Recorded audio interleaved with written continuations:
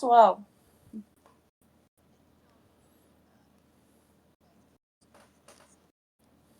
Absolutely.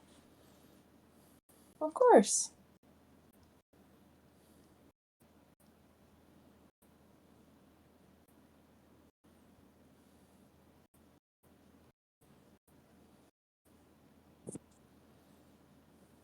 Notes.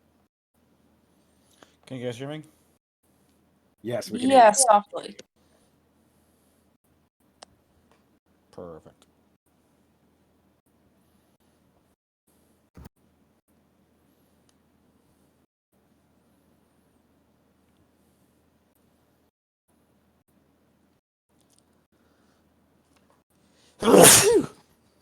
Bless you.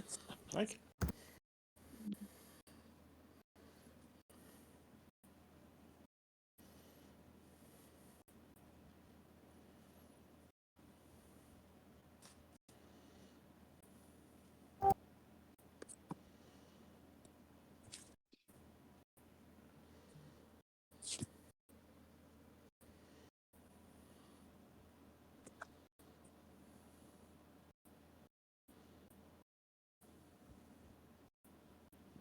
Hey, Comrade Carter, you're just here to listen in? I'm okay with, by the way, but I'm... I don't know. I'm just here. Okay. Well, you're free to listen in to our D&D, like the actual beginner's game tomorrow, though. Cool. Okay, let's see here. So, we last our characters. There was a big old tangle last time.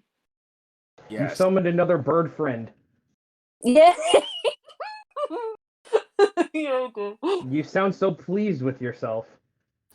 It brings me so much joy. Just the more crow brains, the better. All right, so you've now got a giant version of Crow that is in your bag. All you can see of it so far is head that is sticking out of your bag of... the rest of it is cloaked over by the inside your bag of holding. You don't know exactly how big it is. You're assuming it's like maybe about 5-6 more, but it could be bigger. Yeah, so like is he our friend now? Like Whisper? Because he's beguiled because of the crown? Friendly for a demonic monster probably is not friendly. Other friendly in quotes. Friendly. Gotcha. So it's just like it's under control. It's like It it's could under very control. well. It's like, look, he's friendly. He bit off my arm. It's like, see, he's friendly. He didn't kill me. Yeah, no. That I think you underestimate who Owl sees as friendly. It's like, no, he's just playing, obviously. Though we'll like probably keep Whisper separate because don't need the new little brother eating the older brother Whisper. Well, this is the wacky part. You're not quite clear if Whisper is actually younger than the other one. I There know. can only be one. He just got so grumpy. So Owl was like, "Fine, you're the older brother." It was adorable. All right, so let's figure out what we're doing this evening. So we were talking were we talking with the hunters because we were like that whole fiasco with Lady Emma becoming a cat in front of a bunch of dogs. So you're right now at the Huntsman's Lodge. I can't remember where were you when you summoned up the actual Deep Crow? We were still in the lodge. Yeah, in the because lodge. Owl threw glittery Oh, candlestick. you threw the summoning from Yeah. the Winter Palace into the bag of... Yeah, like as a present, and then the kids lit it, and oh my god. Oh yeah. Oh, never mind. You threw it into Krampus's bag. Now I remember. It's like all the naughty kids, essentially, who Krampus had put in a giant sack. You threw in the summoning. Yeah. So it's not even your bag of holding. It's technically, No, it's not. it's technically the huntsman's bag of holding. Huntsman is looking at the lot of you at this point. If you could get your pet out of there, I would appreciate that. I need my bag. Can I get him out? I suggest you figure out a way. There's the courtyard. Bring it out outside. Don't do it inside the lodge. I don't want any collateral damage to my house. No promises. We have a tendency to that. And Owl's like trying to drag the I feel like she's just You sort of motion the bird over the giant head of the bird sticking out of a sack as that sort of hops over to you. The sack with the giant bird head sticking out of it hops over to you. Oh, why is that adorable? Owl's just like So Owl's just gonna sit in front of it. Am I speaking over someone? Oh. You are not. Keep on going. Okay, sorry. I just kept hearing flickers. Anyway, Owl's just gonna sit in front of it and is like, can I steal like a leg of roast or something? Like, sure. You can hack off a big chunk of the giant boar and put it on a stick.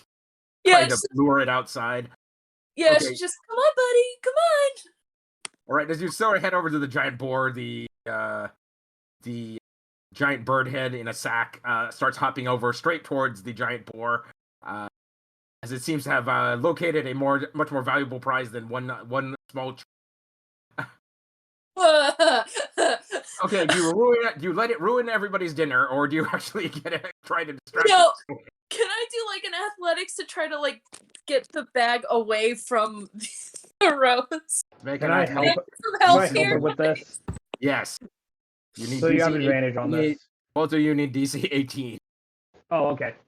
Shit. Okay.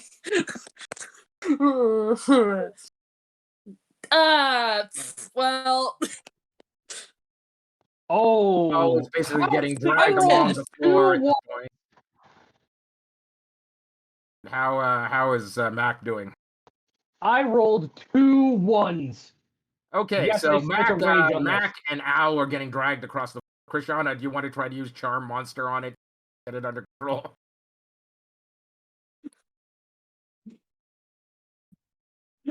Shut up.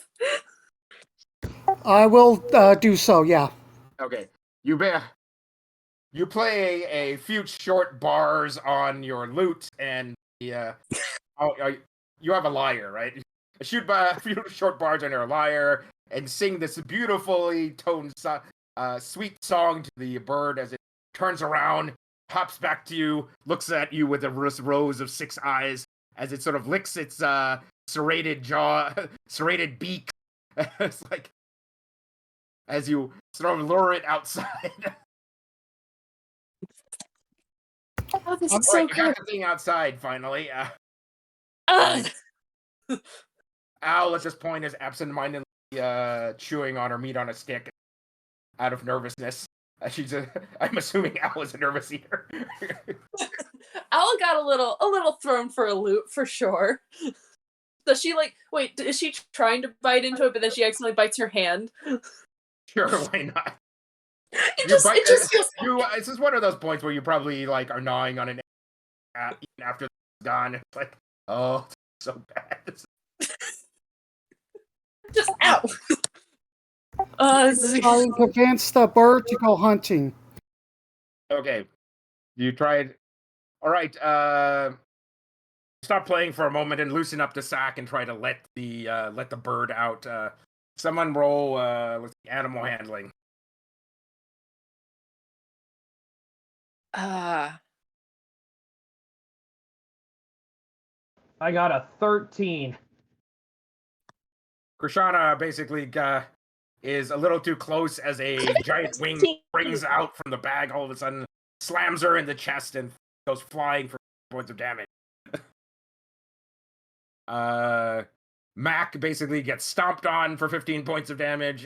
Owl finally manages to pull the sack away from the bird as this what is it effectively like a rock-sized animal. So we're talking about is 40-foot wingspan, about 30, probably about a good 20 feet from snout to tail. This thing is huge. giant baby.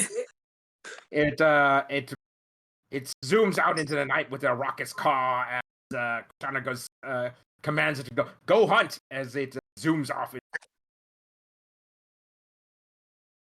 Oh, Krishana, do you actually tell it to return as well, or do you just tell it to go hunt? No, I'm trying to get it away from the children. I'm wanting it to go hunt and leave. Okay, you just tell it to go hunt, and you're crossing your fingers that it doesn't come back. Owl's just like waving at it, just bye, giant Like, baby. Yes, it makes a beautiful, basically, silhouette against one of the moons. Okay, about that period of time, all these about half a dozen children, they're all sooty and black, dressed in various levels of quality of clothing. Some of them are obviously noble children. Some of them are peasant children. Some of them are sort of middle class kids. But they're all like black with soot from head to toe. As one of them basically spits on the ground, another one kicks one of the girls kicks the boys in the shin. Another boy in the shin is like, as they basically start bickering with each other. It's like, oh yeah, well my dad's richer than your my parents are richer than your parents. I bet they didn't teach you how to fight. It's a little girl kid. And it is like mass pandemonium as like maybe another 6 children come out, and it's like these are the naughtiest of the like children you've ever. They can't even get along for like 30 seconds. Oh god, they just start tearing into each other, literally.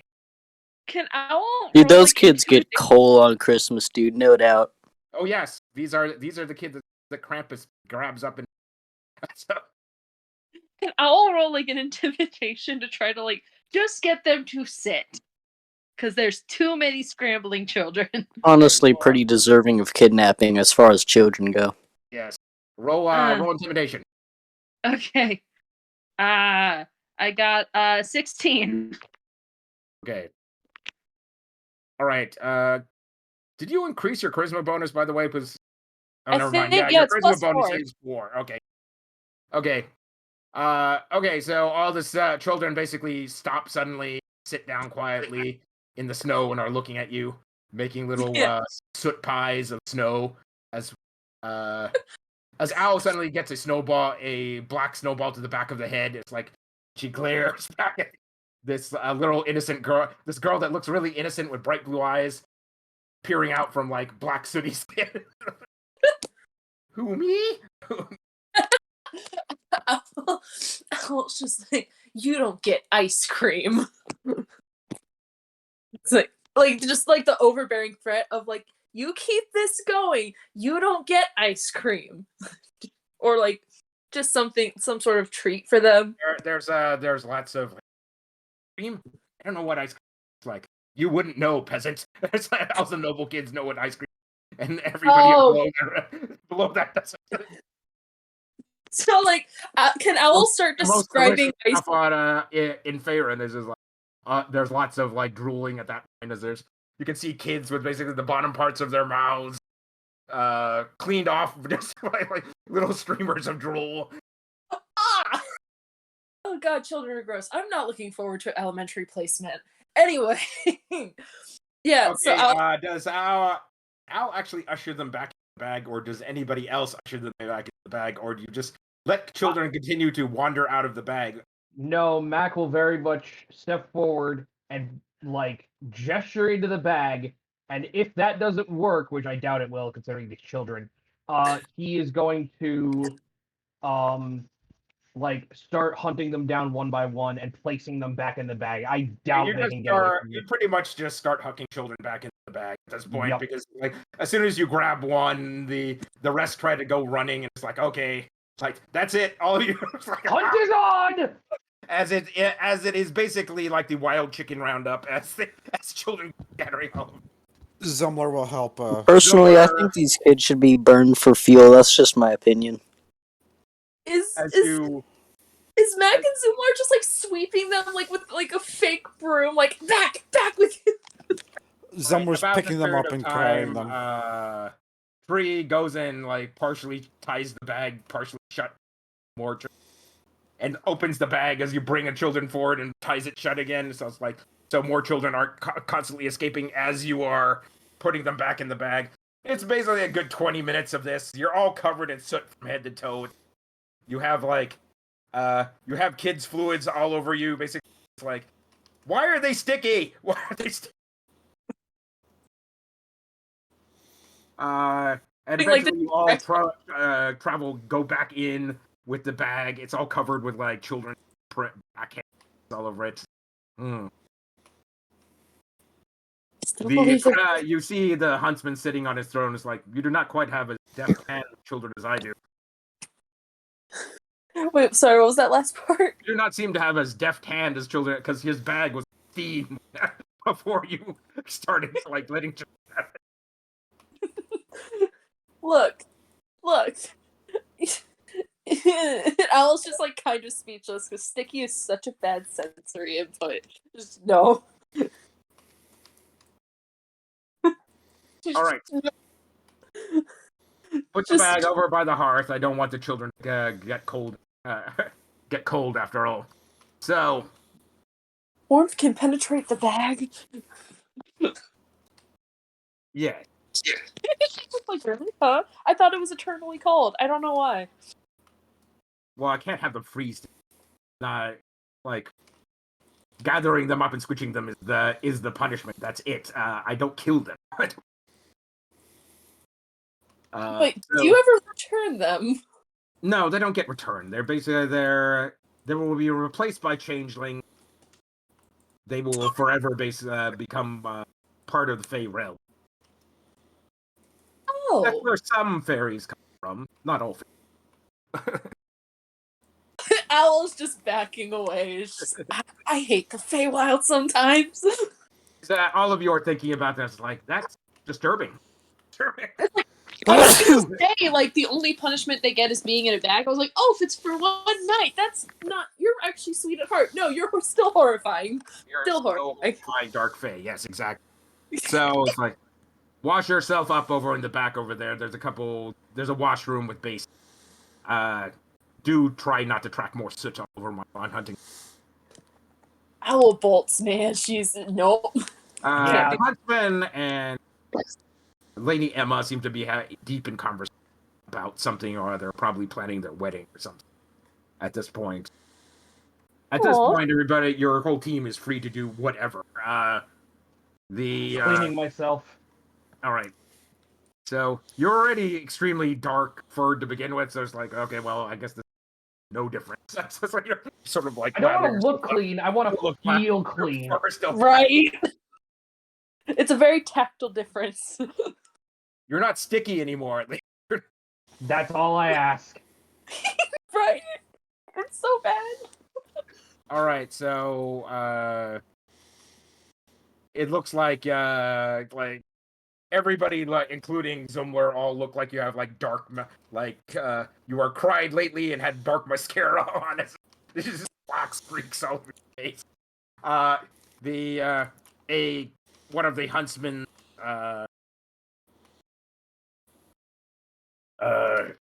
servants comes in. It's like, the huntsman would like to talk to your group when you have some time. You have maybe about 20 minutes. So if you want to grab something to eat or drink before meeting him, I would do so now. Otherwise, these discussions, I'm told, might take a couple. Oh no, I'm smarter than that. It's just no. On the food, we'll be there in like 20 minutes. All right. He shrugs his shoulders, like, well, your loss. Like, the boar is excellent as he heads on out. Okay, so you all arrive after scrubbing. There's still like dark streaks of soot all over, and black handprints on your clothing here and there that you weren't able to get at. You don't happen to see Lady Emma about anywhere, but the huntsman is sitting in his throne. An arrangement of high-back chairs out for you made of bone. So it's like, they're very disturbing. It's just like latched together bones from various different things, and there's like, is that a human skull in there?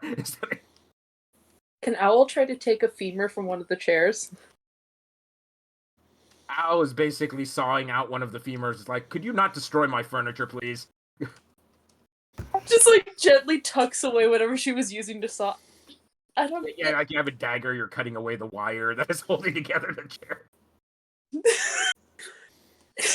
And any time that like she thinks no one's looking at her, she'll try again. Sorry. Anyway, just flavor. Sorry. I will not ask exactly how you summoned one of the Queen's Raven Queen's personal servants to your in my bag, but we'll let that slide. Now, Yeah, just don't ask. It's Owl. Just don't ask at this point. all right. Lady Emma I'll has just a very tell you, interesting okay. entourage. You make a very interesting. I'm sure we will get along famously. So, what brings the rest of you? I can't imagine. Essentially, you came here for Lady Emma. Like, this is an awfully dangerous trip just for one princess wishes. You, sir, that is why we came. I like you lot even more.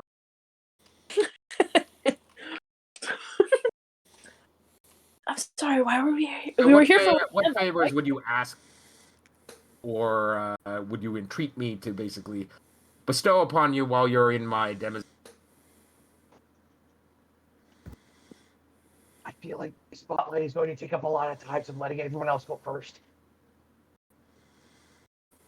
Well, why don't you go first? Because no one's putting forward right now. I think, unless Zumlar was saying something. I'm sorry. I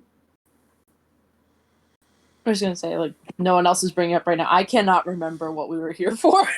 Well, you're here to help Lady arrange her marriage with her fiance To get before her brother, right? and her brother. And there's some discussion essentially.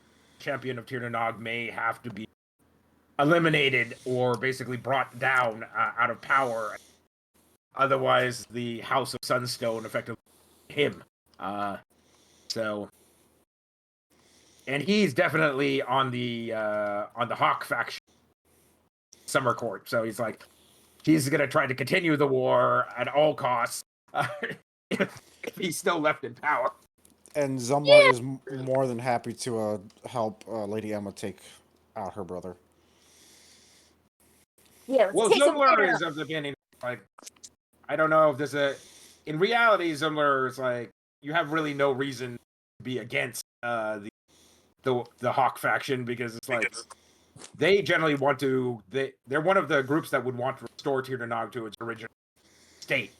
So, the Peace faction is probably going to let Tirnanog continue to languish in cursed solitude for a long, long time, because they have better, more important things in their mind to take care of. Oh, so Zumlar's very conflicted right now. So he's thinking, it's like, Zumlar has been approached already, right? It's like, are you interested in restoring Tirnanog to his original state? It's like, so the War faction has already reached out to him about this. So, so Zumlar is a little conflicted. Because the fact that they attacked Lady Emma, who's a friend of... And that's, this is one of those, are my current friends more important to restoring my original, like, kingdom and honor?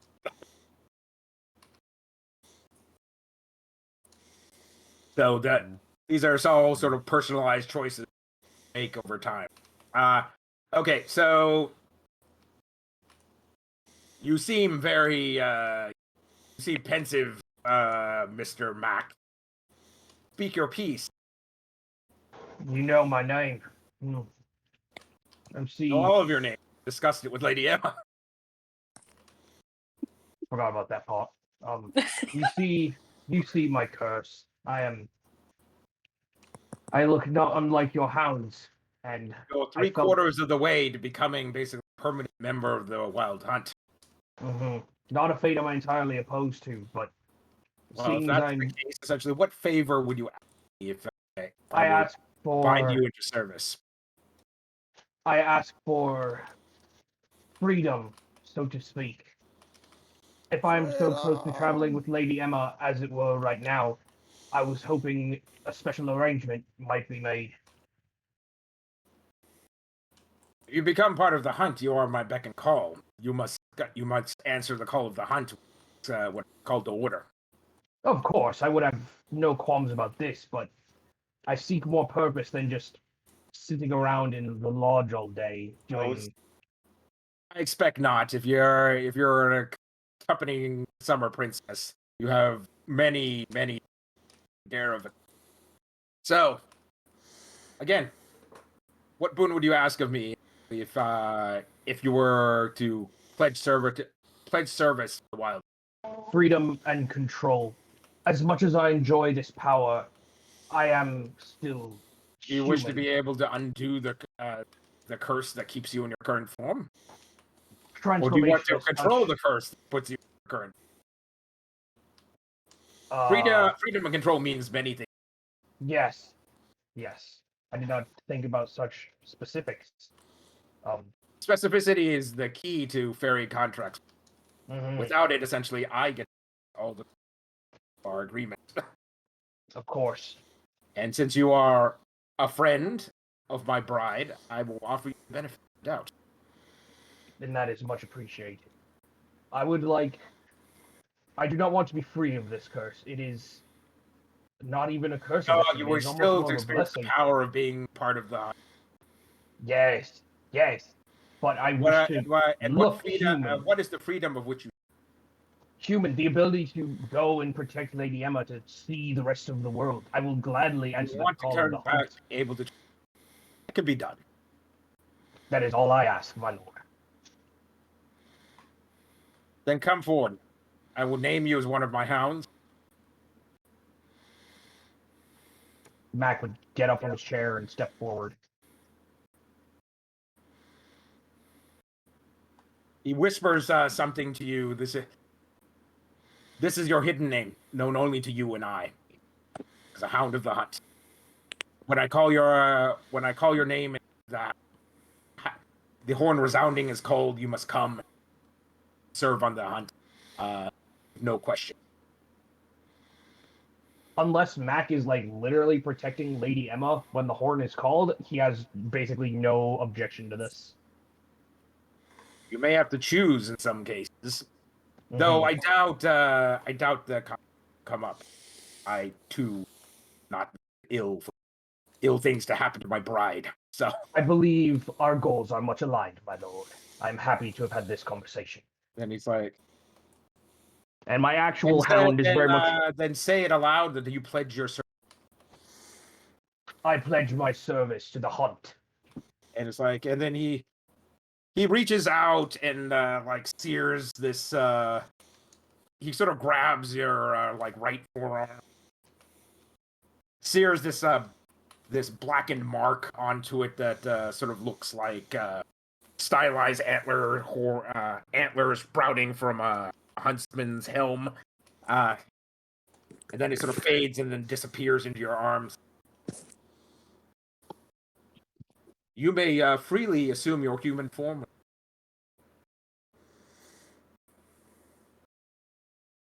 So Mack just sort of starts to almost shrink, because normally he stands 7, almost 8 feet, but now he shrinks back down to roughly 5'10", in sort of the silhouette of shadow, which then just sort of drops off of him to reveal a man with scraggly black hair and a very unkempt face, which has not been groomed in quite some time, years at this point, with what is very much a simple tunic that is not covering much, since he has very much not had a need for clothes in very long time. He will have to get a magic set that survives the transformation.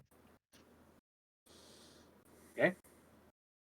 Hi. Yay, Lady Emma. Welcome, Lady Emma. Hi, how's it going? Going all right. All right, so you are... Lady Emma walks up and we're having a discussion. So, your friend here has pledged his Mack services hunt. I have given him a boon for that service. we should discuss, Lady Emma, at this point, what our arrangements for our wedding. Yes. What shall we do, basically, about your brother? Fire. Burn it down. Why No, am I I'm not kidding. surprised? He actively hunts you and I at this point. That is 100% certain. That is an absolute certain. It would Yeah. be easy enough to basically lay a trap and try to encounter him in the field. Ooh, yes. Let's do it. Make the arrangements. Yes. Make those arrangements. Now, that being said, do you want to encounter him here in the winter wood, or in the summer woods? It will have to be here somewhere in the Feywild. I doubt either queen will give us dispensation, essentially, to have a grand battle in the mortal realm. Aw. Which one would give us the most advantage? Probably home field, my lady. Please. Yes, if we fight in the winter wood, essentially, my forces will have the best advantage. But that being said, your brother will also bring most fearsome forces with him, as any excursion into our the winter wood is a near declaration of war. Do you think we could lay a literal trap for him? I'm saying we will be laying literal. I'm saying, Well? unfortunately, if we choose to encounter him in Winterwood, he will have brought his most elite. If we encounter him in Summerwood, we could make some pretense that we are traveling, have discussion with Tanya, some of our allied nobles, Summer Court. In which case, perhaps he will not bring all his elite forces to bear.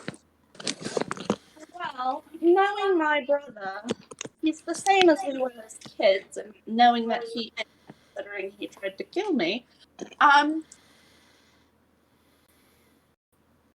it is not wise to venture into his territory. I believe that laying a trap where we have the home field advantage is perhaps the wisest decision. Then you, as my peer and my bride, I bow to your wisdom. No, As he takes your left hand, basically, and noble. On that note, You on the knuckles. The huntsman, as he motions to some of the lieutenants. Then word that the hunt will be called, and Lady Emma will be riding me on. Will be riding with me on this hunt to hunt down the Heart Stag in the winter woods. Disperse this information far and wide. As you wish, huntsman.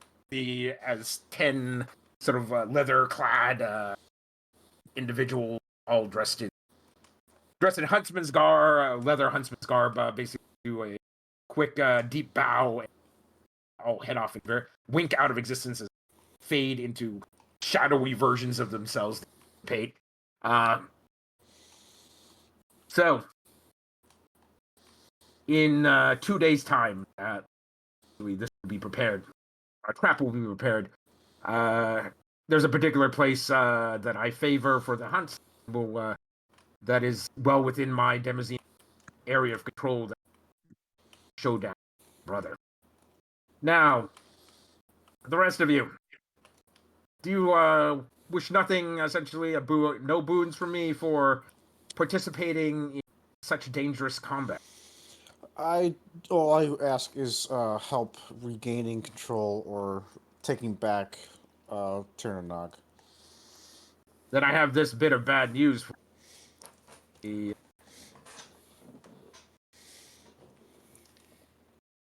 You know the High Priest. Yes. Your kings and queens' eternal wrath and curse was made manifest created the High Priest. That is what has escaped in the world. You must defeat the High Priest, basically, to lift the curse for it to have any chance of restoring.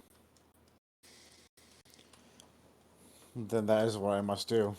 Can I count on your help in taking on the High Priest? Unfortunately, you may not.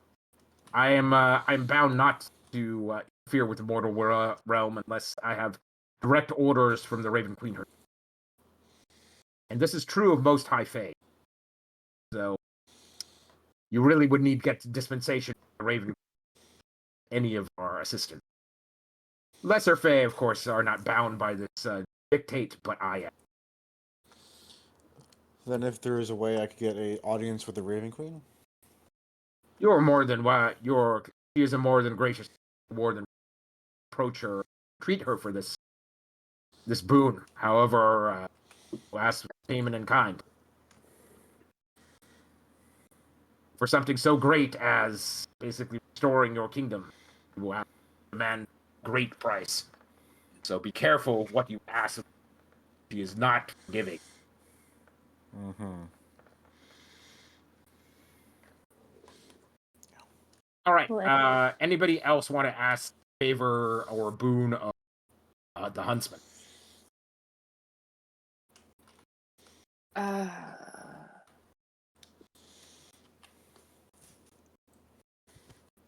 want to ask him if he has any ideas for things we can give to the Fae Queens of the summer and winter courts in as an offering of peace. All right. Other than firstborn children. That The huntsman, as soon as he hears that you're not willing to give up your firstborn child, we can have more. I don't understand why. My darling, it is not giving away the child that bugs me. It's being pregnant with the child in the first place. He ponders. Yes, well, I guess the cost to you is much greater than. This is a really forward-thinking guy. I appreciate this. Yeah, because it's like you have no idea. Like a lot of you have no idea how long a Fae pregnancy takes. It could be Like what if it's like 100 years? It could be not 9 months. It could be like a decade or more. We're just So, God. like, Right? pregnant for a decade, that would suck. Al's just like she just gags. No. Oh God. Yeah, the huntsman goes, we could just do the ritual and create a child essentially using the magic of Fae, like Do the ritual! Or replacing a mortal child with basically our essence. These are all reasonable things. Lady Emma is just not. Lady Emma already knows all the various dark ways that the Winter Fae used to create more Fae, and just like, I'm not up for any of that. Al's just like, why? Just looking between them, like, what is wrong with you people? Lady Emma is just like, you're probably not necessarily opposed to this, but you know the rest of your group would be like, that's gross. Let's not do that. At this point, Mack is just sitting there nodding along like, yep. It is your choice, Yeah, that makes inevitably, sense. Lady Emma. So, yeah, like, your fiance broaches it with you at this point. It's like, we could use the dark art to create it. Explain that one to me real quick. So, we take one of the children out of my bag, for instance, and use a curse and turn him, instill it with our essence, and it would be our child. Was that better or worse than the fire? We would encase this child in the dark, deep woods in a tree, and basically, its soul would remain, and the soul of our new child would be born into existence. So we're going to sacrifice a child to the dark wood. Nice. Is this gonna be like complicated? Am I gonna lose anything in this process? No, it's, there's nothing we lose, except there's always a little bit of basically your essence. Child, it's like that's normal parenting.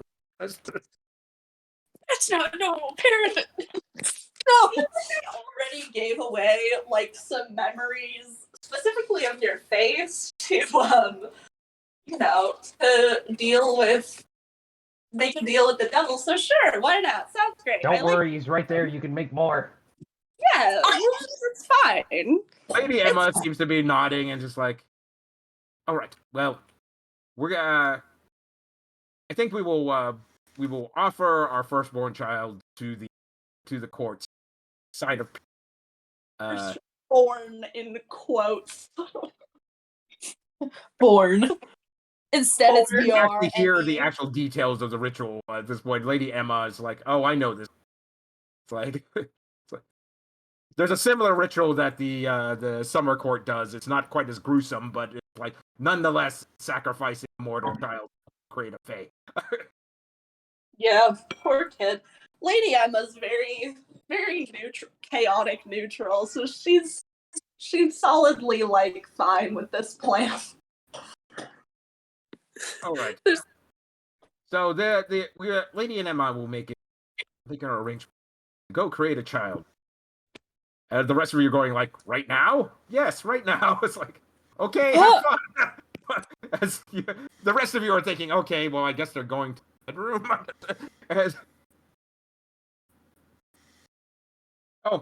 You lot may come as all of you are going, that's super weird. That's super weird.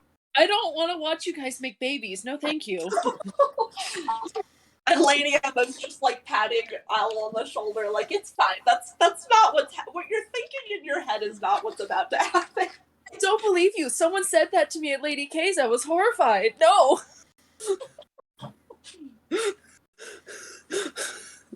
I'm so sorry. I'm so sorry. My brain's stupid today. Kids made me stupid today. Hey, Anyway. I need your stupid brain to like keep me entertained for right now. Does Lady Emma actually explain the ritual to the group at the point? We're gonna take one of those kids out of that bag and sacrifice it to one of the trees of the dark wood. It's like, and then we're gonna create a child from the buds of one of that said. All of you are going, how Fae get created is super frightening. Super frightening. Great thing. Everybody is going, what? It's like, Zumlar is going, yeah, that happens. And it's like, I don't know what the problem is. What's the big deal? Yeah. I've stood guard over these ceremonies before. All the mortal people in your group are going, what the fuck? Zumlar still doesn't see the issue. Well, Zumlar doesn't. He's from the Fae court, right? He's stood guard over this being done before.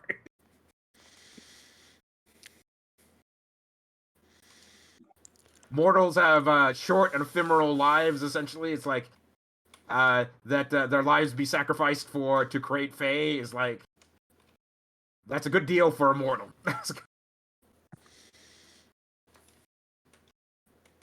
All right, is anybody among the mortals like Owl or Mack or Krishana, are there any objections at this point? Nah. Mack is just like, get used to it. Mack's already basically in a servitude contract anyway, so I was like, whatever, better get used to this. He grabbed a chunk of boar and some potato and some carrot, just like, yeah, whatever. It's above my pay grade.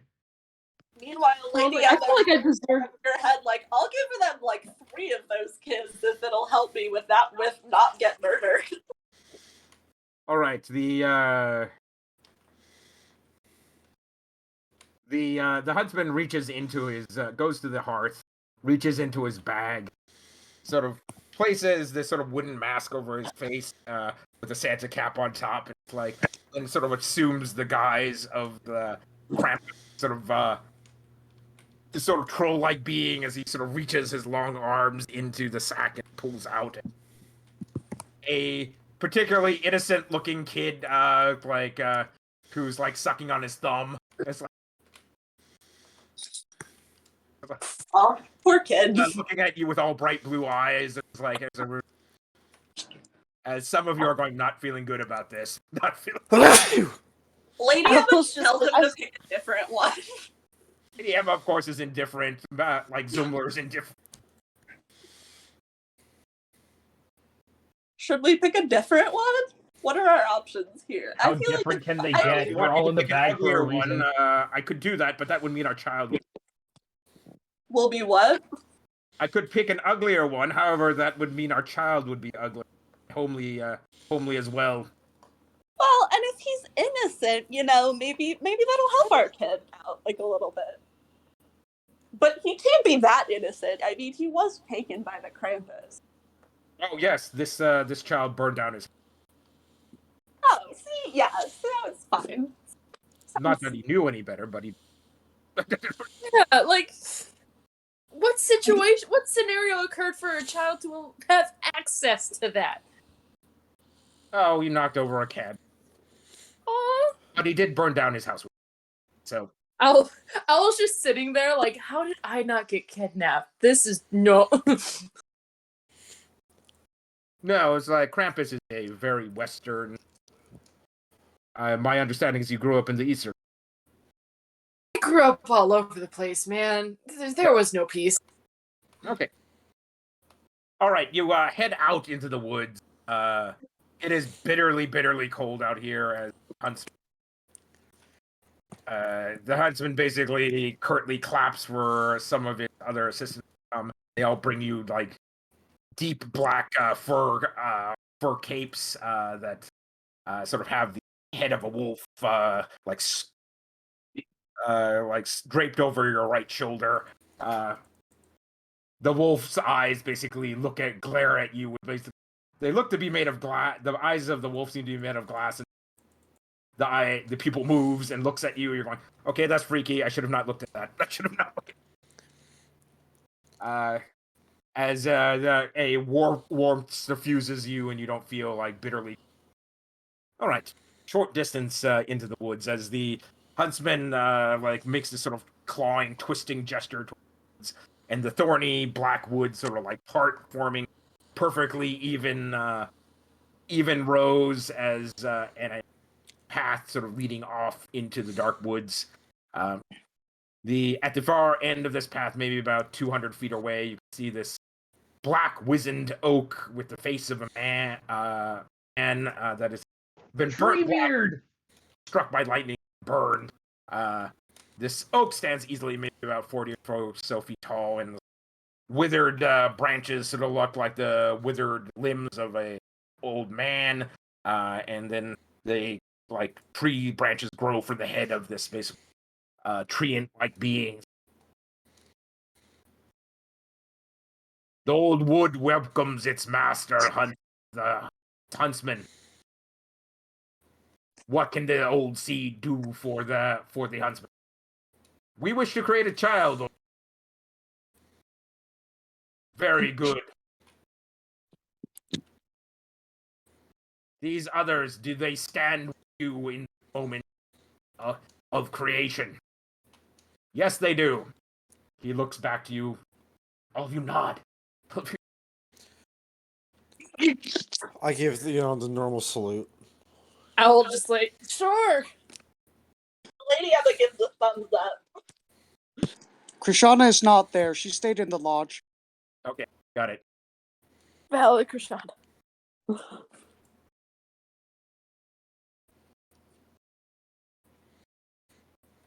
Then your blood must soak these sacred grounds so that the ritual may begin. Brethren, bleed the sacrifices. As suddenly all the trees around you animate and become these like wicked looking trees, claws made of like curled branches and like sawtooth mouths of like broken splinters of wood as their eyes glow with coal-like embers in beady eyes. About 10 trees attach themselves from the edge of it. The huntsman draws his bow and gets ready for battle. Like nothing gets the blood flowing like a good battle. Okay, so everybody roll me initiative. Ah! 18. Oh Lord, okay. 20. Unnatural. 9. Beating out the tree, and they got a so. Okay, so we'll just start with Mack then. Mack, what are you up to? I would like to rage Do you do so? as I let out a giant howl and attack 3 times to the nearest tree. Okay, go right ahead. What's their AC? Your AC is 18. That is 3 hits. Wait, no. Should only be 2. But still 2 hits. 30 slashing damage and 9 cold damage. But since they're in a forest, I don't know how. Well, these are treants from Winterwood, so they don't.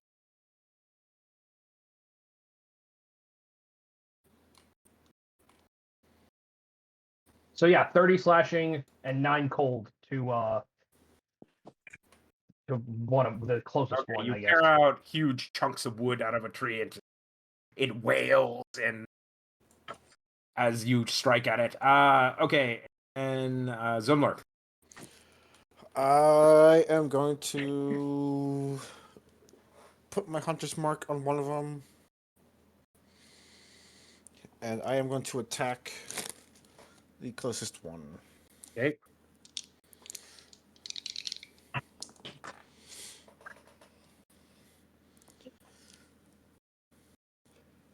So what am I? So both hit, but I got an 18 and a 22. Okay, well, they hit. So is that your damage? No, that's the hit. Okay, yes, you hit. They have 18 AC, so you're fine. Let's see, what's my damage?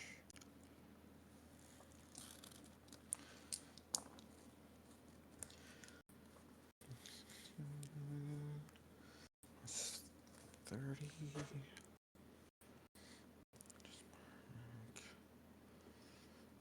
26.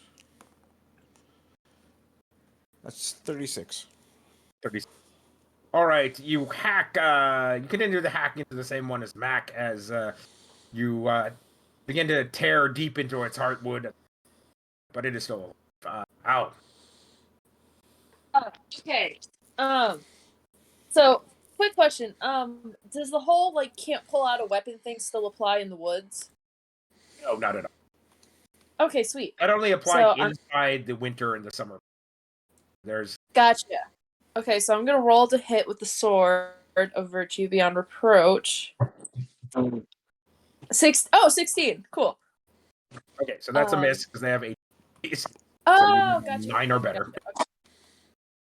Gotcha. Keep on going. You got another attack. Okay. Yeah. Okay. Yeah. Let me do that. And then 24. And then I can't add smite, right, on this one because it's the second attack. You can add smite to any attack. Oh, okay. So I'm gonna roll the damage from the weapon first, and then smite. I will use third level divine smite versus favorite enemy. Okay. And then let me roll that. So total damage was 24 plus 7. So 31. 31, yeah. You get an extra D8 of damage because these are considered unholy creatures. So Oh. all right, so there's an extra. 33. All right, so 32. All right, so you blow away finally the one treant finally splinters as black rotted tree basically scatter all over the ground. Lady Emma.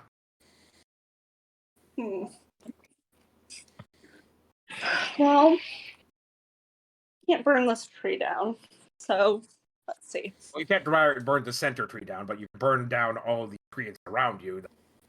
But what if I start a wildfire? There's no chance of starting a wildfire around here. Everything is like the dead of winter. There's snow everywhere. You'll be lucky basically just to burn the things you're targeted to burn that way. Yeah, that's true. And this is just like a tree, right? Like it's made of wood. So there's 9 trees left. Okay. The tree of the old woods has animated 10 trees come battle you, so you may soak the sacred ground with blood. You're noting at this point none of you are injured. You're just like Lady Emma's assuming you're gonna have to bleed some on the ground. But we should do that in controlled fashion as opposed to having 9 treants beating on us all at once. Yeah. I like cut my hand or something. Okay, so you do so. Roll a performance.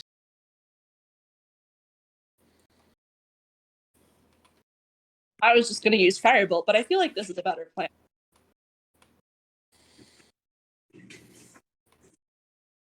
Ooh! I got a 20. Okay. I You got it. very visibly and pronouncedly basically hold up your hand, basically slash it with your dagger for 2 points of damage, squeeze the blood onto the ground. It's like, and Priamus like, I make my sacrifice to the old wood.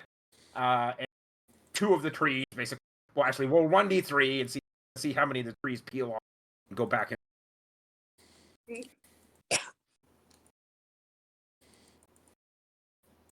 1d what? 1d3, so 1 to 3. 3-sided die. 1d3. 3-sided die. I don't have a 3-sided die. Yeah, Roll Lord. 6-sided dice and divide. Engineer me one of those lords. I'd like to see what it looks like. Well, I'm sure there's like triangular dice. There's a D4? D4. Anyways, just roll 6-sided die. So 1 to 2 is 1,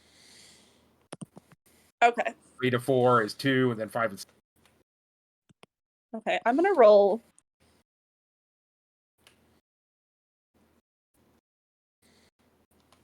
I got a 1.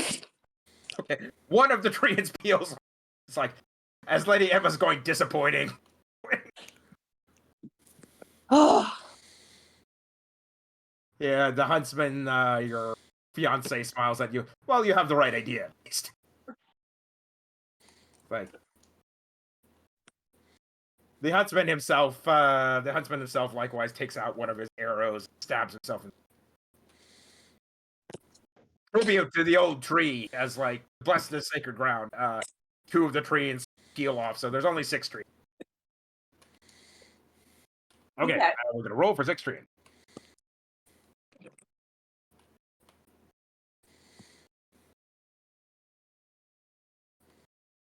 All right. Owl gets clocked in the head for 16 points of damage. Like, Dude. it's like, oh, that loosened up the truth. Ow. Let's see. Zumlar gets missed as it's like his heavy armor is like deflecting most of like the punishment. Mack gets hit once for 16 points of damage. And Dirk is there. Krishana. We'll just say Mack gets hit twice. So just take the 15 points of damage total because you get hit twice for 15 points of damage. All right. Okay, so everybody that gets hit, I need a dex save. Can add Zumlar's or Owl's aura protection. Can I see this? Yeah, you can definitely see it. You notice there's blackened roots curling out of the ground, trying to grasp at your for everybody. Strangely enough, Lady Emma and the Huntsman do not get.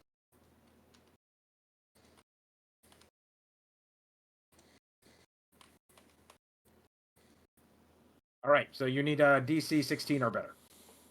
I got a So nat assuming- 20. Yeah. So now you're fine. So assuming that bonus from either of the paladins is more than 0, I'm fine. I make it. So you're fine. Zumlar and Al, how you doing? Oh, I didn't get hit. Okay. Nonetheless, I'll just have you roll this. Oh. Tangle. Con save, you said? DC 16, Dex. Dex. Hold on. Oh, I wish I could use that one, but I'm not going to use it. My dice fell on the floor and I got a nat 20. But I rolled it again and got a 15. Is that a total? Yes. Okay, and then also a bonus, is this right? that with your aura protection or without it? Oh, that's without it. Okay, so you make it. Fine. All right, so Owl, and Zumlar and Mack are doing agility tests. Like roots and vines keep on trying to entangle their legs. They manage to step out of all the vines that are trying to entangle them at this point. Please tell me Owl's doing like a river dance or some dumb shit. Of course. All right, Yes. so we are back to Mack. Well, what happened the first bonus action, summon my Echo, so I get one more attack. And 3 more attacks. Because he does not like these trees.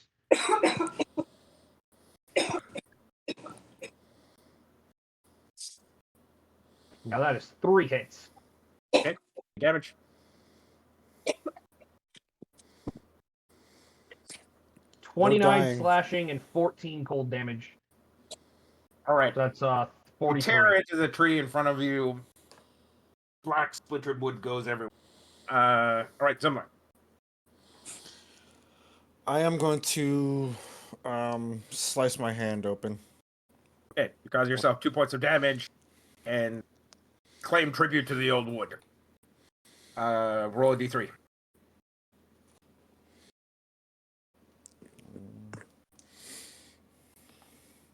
Three. Okay, so 3. There's only 3 treants left as the other 3 treants retreat back to the tree line. Owl notices at this point, now that she is bleeding her own blood onto the ground, that they're no longer being attacked, and Mack notices the same thing. So the other treants basically sort of stand there and look at. So, but we still have to defeat them, right? Nope, they're just standing there and looking. Owl's gonna make faces at them because she's grumpy.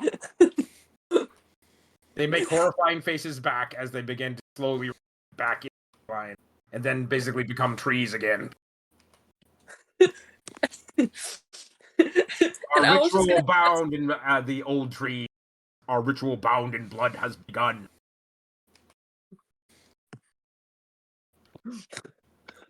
Ooh, which soul do you offer in tribute to the old wood that you may bear a child? Wait, like as the huntsman pulls out of his backpack, back in a one of those child carriers, back this whole time, like this one. The kid is basically at this point starts crying.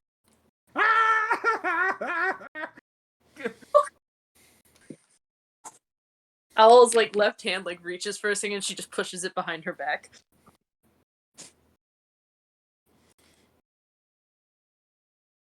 Place the child upon the altar. Like he places the child on the inside this sort of like jagged maw of the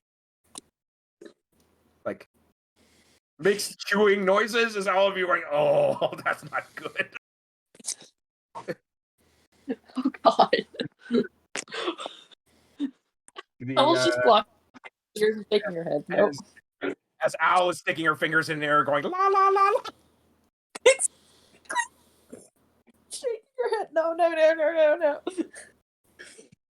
Okay, so speaking of which, I need for the mortals among your group at this point, I need a wisdom. Does that include me? As you are seeing something like that is truly freaking. Does that include me since I'm part of the Huntsman's pack now, or do I still gotta make Yes, saves? it does. You are not fully acclimated. Got it. 24. All right, Owl basically is has turned away and. Yeah, no, she's protecting herself. And she's also just low key, she's wondering, it's like, did my dad steal a child to make me? Is this how this happens? Okay, and Mack, how did you do? I got a 10 plus whatever paladin bonus I get. You pick up 2 insanity points, bring you over 4. I don't think I had any insanity before this, And or then if I you just have did, 2 insanity points at this point, as you've just seen something truly, truly freaking horrific happen in front of your eyes. The fact that nobody else except for Owl seems to have any issue with this is even weirding you out even more. It's weirding you out. I thought all those orphan kids were pretty nice. Like, if this happened to any of those kids, I was like, I would feel bad. Like, why do I not feel anything? It's just like Mack is like having weird existential crisis in his head. Okay, as at that point, basically, Lena, Emma, and the Hunts step forward hand in hand as they raise their hands in supplication to the tree, make a deep bow, say something in ancient Sylvan that none of you understand. The tree responds back in kind as there's this high-pitched keening noise coming from the tree, and it gets louder and louder, and it hurts your ears, and the keening noise eventually resolves itself, crying of a child, as this sort of like this new bundle of joy, sort of wrapped in red, soaked with blood, like spelled out of the old wood's mouth, like thumps to the ground in front of Lady Emma and the huntsman. The huntsman kneels down gently and basically peels away the leaves. There's this there's a very sort of like similar looking child to the one that went in, except it has like very pointy ears to the point where they're higher than the crown of the child's head. Golden locks, deep icy blue eyes sort of stare out, as if it were basically maybe a month-old child rather than a complete newborn with eyes shut. It sort of makes gentle cooing noises, starts reaching towards Emma. Lady Emma is gonna smile at it and let it grab her finger. Think it only rightly. You name this child.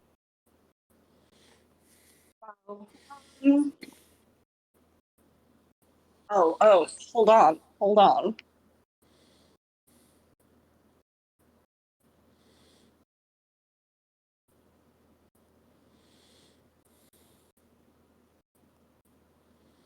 Lady Emma is gonna name. Is it a boy or a girl? Yeah, is it a boy or a girl? That's an interesting thing. It's like, since most high fae can actually change gender. That's so cool. Non-binary baby. Non-baby. I can't make that work. Hey, baby, got your tongue?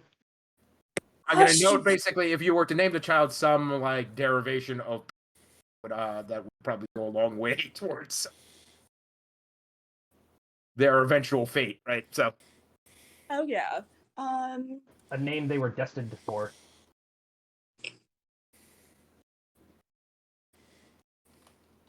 Lady Emma is going to name the child Flamma, meaning flame, heat, blaze, fire, passion, or love in Latin. Okay.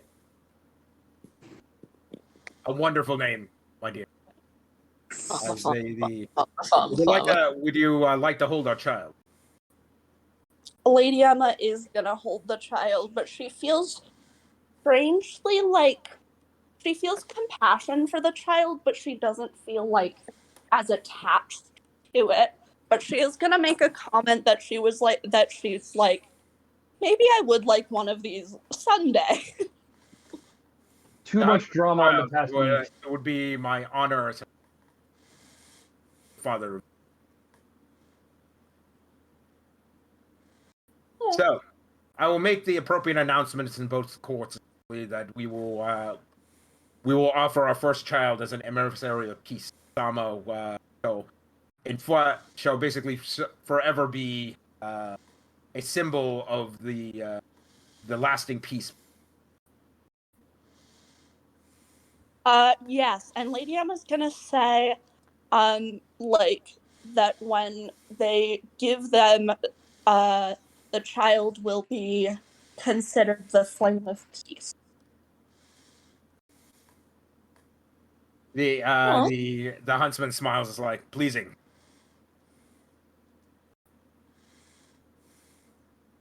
Notes on this.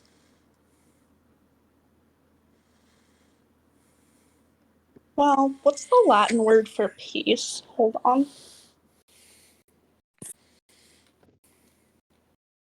Wait, peace in Latin. So it would be Flama Passus, which is Flama Passus. So that's the baby's full name.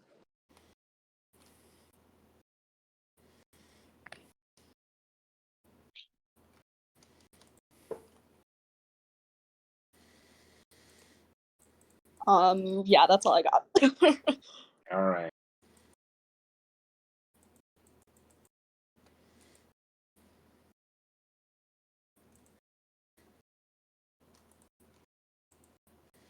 All right. You return back to the hunting lodge. A messenger runs up to the huntsman, has some sort of urgent whispered conversation in his ear. Like, I must attend to some business of the court. Urgent. My uncle demands my time. To my bride, actually, may your flame grow ever stronger, my beautiful bride. As he whirls his cape dramatically and then disappears out of existence. Fading shadow.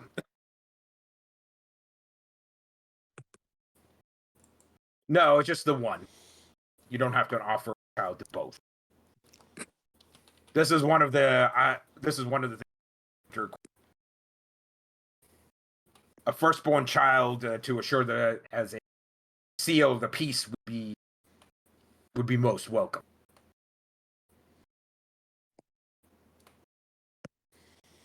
The huntsmen around you, like some of them quickly, now that the huntsman is gone, are shooting you hostile glances that there's like that they weren't shooting you when the huntsman was present. As you quickly get the feeling, it's like not all of these guys are on board with what Lady Emma and the huntsman were doing. Mm-hmm. Zumlar will shoot a glare back at them, kind of saying like, if you try anything, I'll cut you down. But not saying that though. He's giving that kind of look. So everybody at this point, you've been in the Feywild for a while. You haven't eaten anything. You haven't drank anything. Your food stores are kind of running low. You're sort of like you're eating hardtack and jerky while everybody is having a sumptuous around you. No, Mack's been eating. So bad. Mack, of course, is eating as normal. Zumlar is sort of eating. Well, let's see here. Owl is not eating as normal. Krishana isn't eating as normal. Tree isn't either. It's like all the Fae residents, of course, are just doing whatever. But it's just like everybody else who's immortal is a mortal person going, man, this freaking sucks. Can we send for human food? Like Lady Emma calls over one of, and we get food from the mortal realm, safe for mortal friends to eat. That could be arranged. How long do you have? Not long. I mean, I feel like we need some food now. Well, I'm not. Yeah. It might take a day or so. Send huntsmen in the mortal realm, and bring back suitable fare for mortals. Or we could guide you back to the mortal realm. There is a portal nearby. How convenient.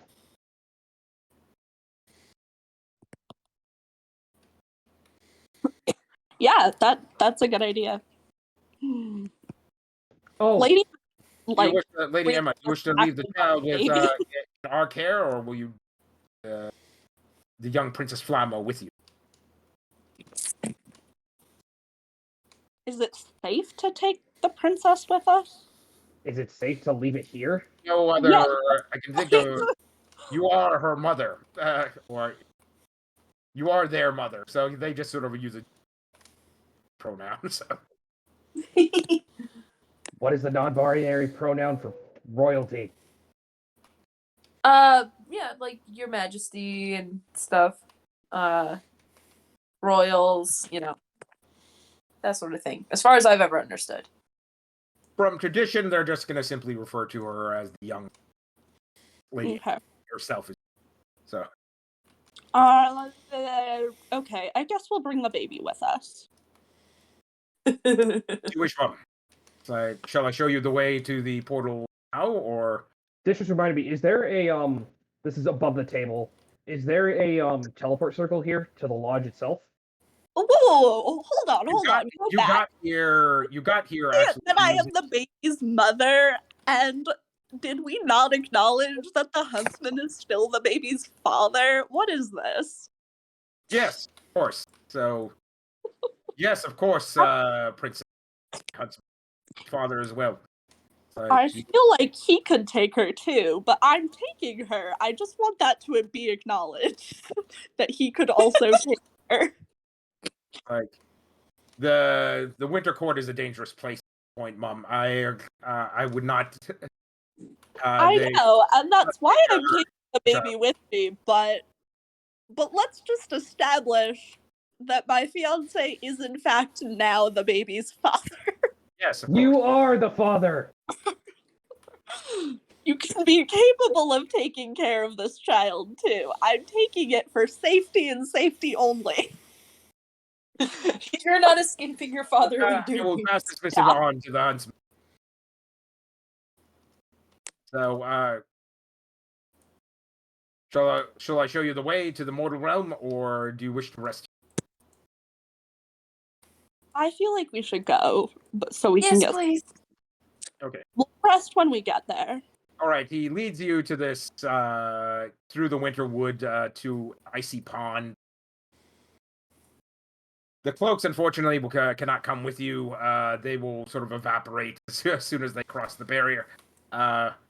So he hands Lady Emma a small huntsman horn, like a child's toy. It's like, blow upon this horn when you arrive, should you wish to arrive back, and we will arrive shortly, essentially to guide you back to the lodge. Or you can simply transport back by whatever mechanism you got to the lodge originally. So you don't have a teleportation circle address. What you do have is the Book of Fairy. Close enough. With the Fae Kingdom key. So you're guessing probably various noble kingdoms have a copy of the Book of Fairy Tales and the key that allows them to travel anywhere within the Feywild, or at least certain landmark locations are bookmarked within the Feywild in the Book of Fairy Tales. So that's how you got to the Huntsman. So do you want to take his mode of transport back to the frozen pond, or do you want to use the Book of Fairy Tales to transport back to Mortal? We'll use the Book of Fairy Tales. Well, are either of those methods dangerous? Not particularly, no. Places that can take you to are dangerous, but it's like the transport itself is. Well, which place will get us where we want to go? Where do we want to go? Where do we? We want to go home, right? You want food, don't I you? miss Arthur. I miss Arthur. Right? Okay, so you want to go back Best to. boy. All right, you arrive. Let's just assume you use the Book of Fairy. You arrive back in London. The wolf capes have sort of transformed into linen capes that are lined with a little bit of fur at the top. There's no longer a glaring wolf's head, basically, looking over your left shoulder. Mack is once again a human. There's a but still couple. terrible There's a attire. couple startled pedestrians as you. as you operate into the center of a main street thoroughfare in the South Wark. A drover basically with comes bearing down on you with a fast-moving wagon full of barrels of booze. Like, oi, get out of the way, get out of the way! Did Do you make way, basically, or do you basically startle the horses and upset the booze cart? Mack is protecting Lady Emma and the baby. So Yeah, I was you do gonna, get a moment to shuffle out of the way. So do you? Yeah. Do you do the polite thing, or do you do the basically ostentatious? I will try to scoop them up, I guess, just to get them out of the way. Not even like full fireman carry, just like Involved, essentially. You either step out of the way, or you basically defiantly stand in this guy's way and mess up his day. is this a dex check or? No, there's no dex checks involved. Choose which one. I'm getting out of the way in that case. Okay. Yeah, yeah. All right, so you do the polite thing and step out of the way. As he shakes it, this sort of ruddy-looking man basically. Keep an eye out! I almost ran you over. His heavy cart, pulled by 4 tails, rumbles on. You're looking around it must be Saints' Day. As there's this day directly after Christmas where some sort of All Saints' Day is celebrated. You can see bunting and a lot of small shrines have been set up in front of various people's homes. There's a smell of cinnamon and clove and spiced wine in the air, and the big cauldrons of the stuff sort of being boiled on almost every street corner as various individuals are handing out mugs for sale, consumption. A young red-headed girl sort of rolls up to you with a tray of mulled wine. Happy All Saints' Day to y'all! Would you all like a drink?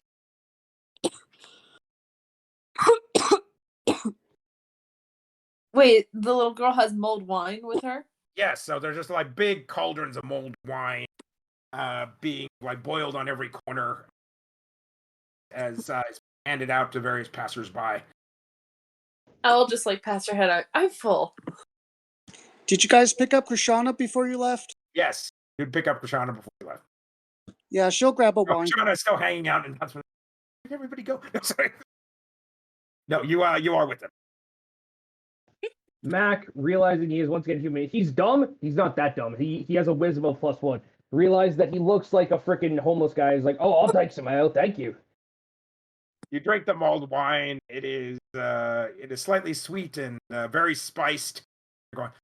Warms you straight up because it is kind of cold out here. Do you spice? You start heading over to your safe house. You notice basically there's this disturbing basically red pentagram painted in blood over the front of your door. There seems to be curls of smoke coming out as if there were fire inside.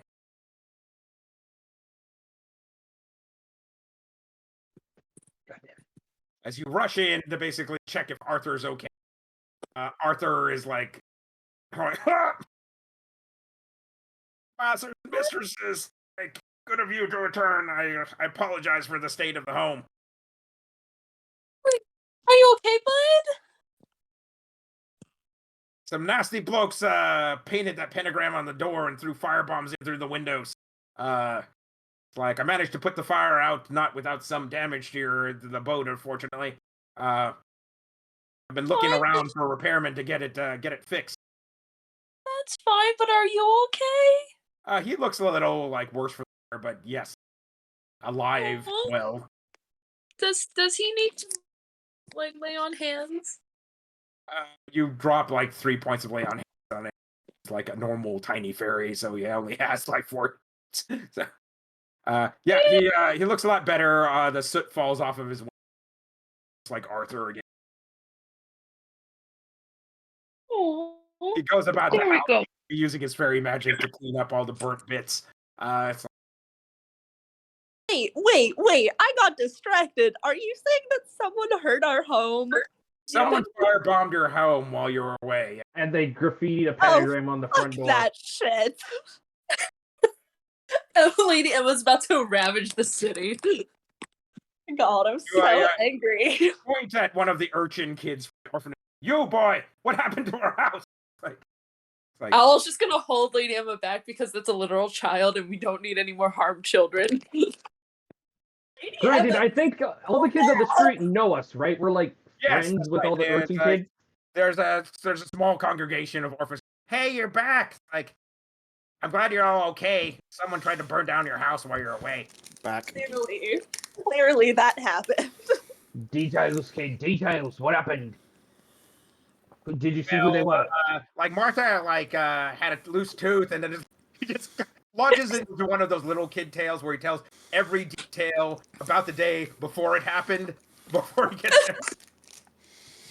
Well, that And then we played hopscotch over there by Third Bridge, and then we came back at lunch, and then you eventually find out 20 minutes later that these 4 masked individuals wearing sort of reddish clothing. They look like street thugs, except they had this scarf, essentially a red scarf with a golden eyeball on it. They were all wearing porcelain masks. Came to your house, painted the pentagram on their front door, and threw some firebombs in through the windows. Hermes. Assholes. Lady Emma is fuming, mostly because I'm fuming. Do you still have the child in your hands? Yes, I do. Lady Emma's kid at this point, basically Flamma, her eyes blaze with sympathetic fire in her eyes. It's as Lady Emma finds this super endearing. It's like, aww. Maybe you could nickname her Fireball. Yes. Well, I mean, I did have fire in mind when I named her. Just don't throw her when you say fireball. When you cast fireball. Only throw the fireball. Don't throw fireball. Don't kick the goddamn baby. Flamma's first words are fireball. That tracks. Lady Emma's gonna make sure that all of her kids are trained in the ways of magic, especially with fireballs. I mean, it's better than pepper spray, so... Exactly. Lady Emma, are you gonna disown a child if they use water, some sort of water magic instead or something? Or No, ice? Lady I Emma's want to be a not that water mage. shallow. How dare you, child? I trained you in fire! You're disowned. We're of the summer court and the firestone. Lady Emma No becomes no someone child new. of mine will ever be a water mage. It's all right. Okay. So the Arthur is busily cleaning up their abode at this point. I would help. I was The- gonna help too. Sorry, Little all of you sort of Pepsi's- pitch in and start tossing out burnt furniture. You're going, oh man, this is going to be really expensive to basically refurnish this place. Especially if we Not want our deposit. We better clean up this place, especially if we want our deposit back. Yeah, deposit.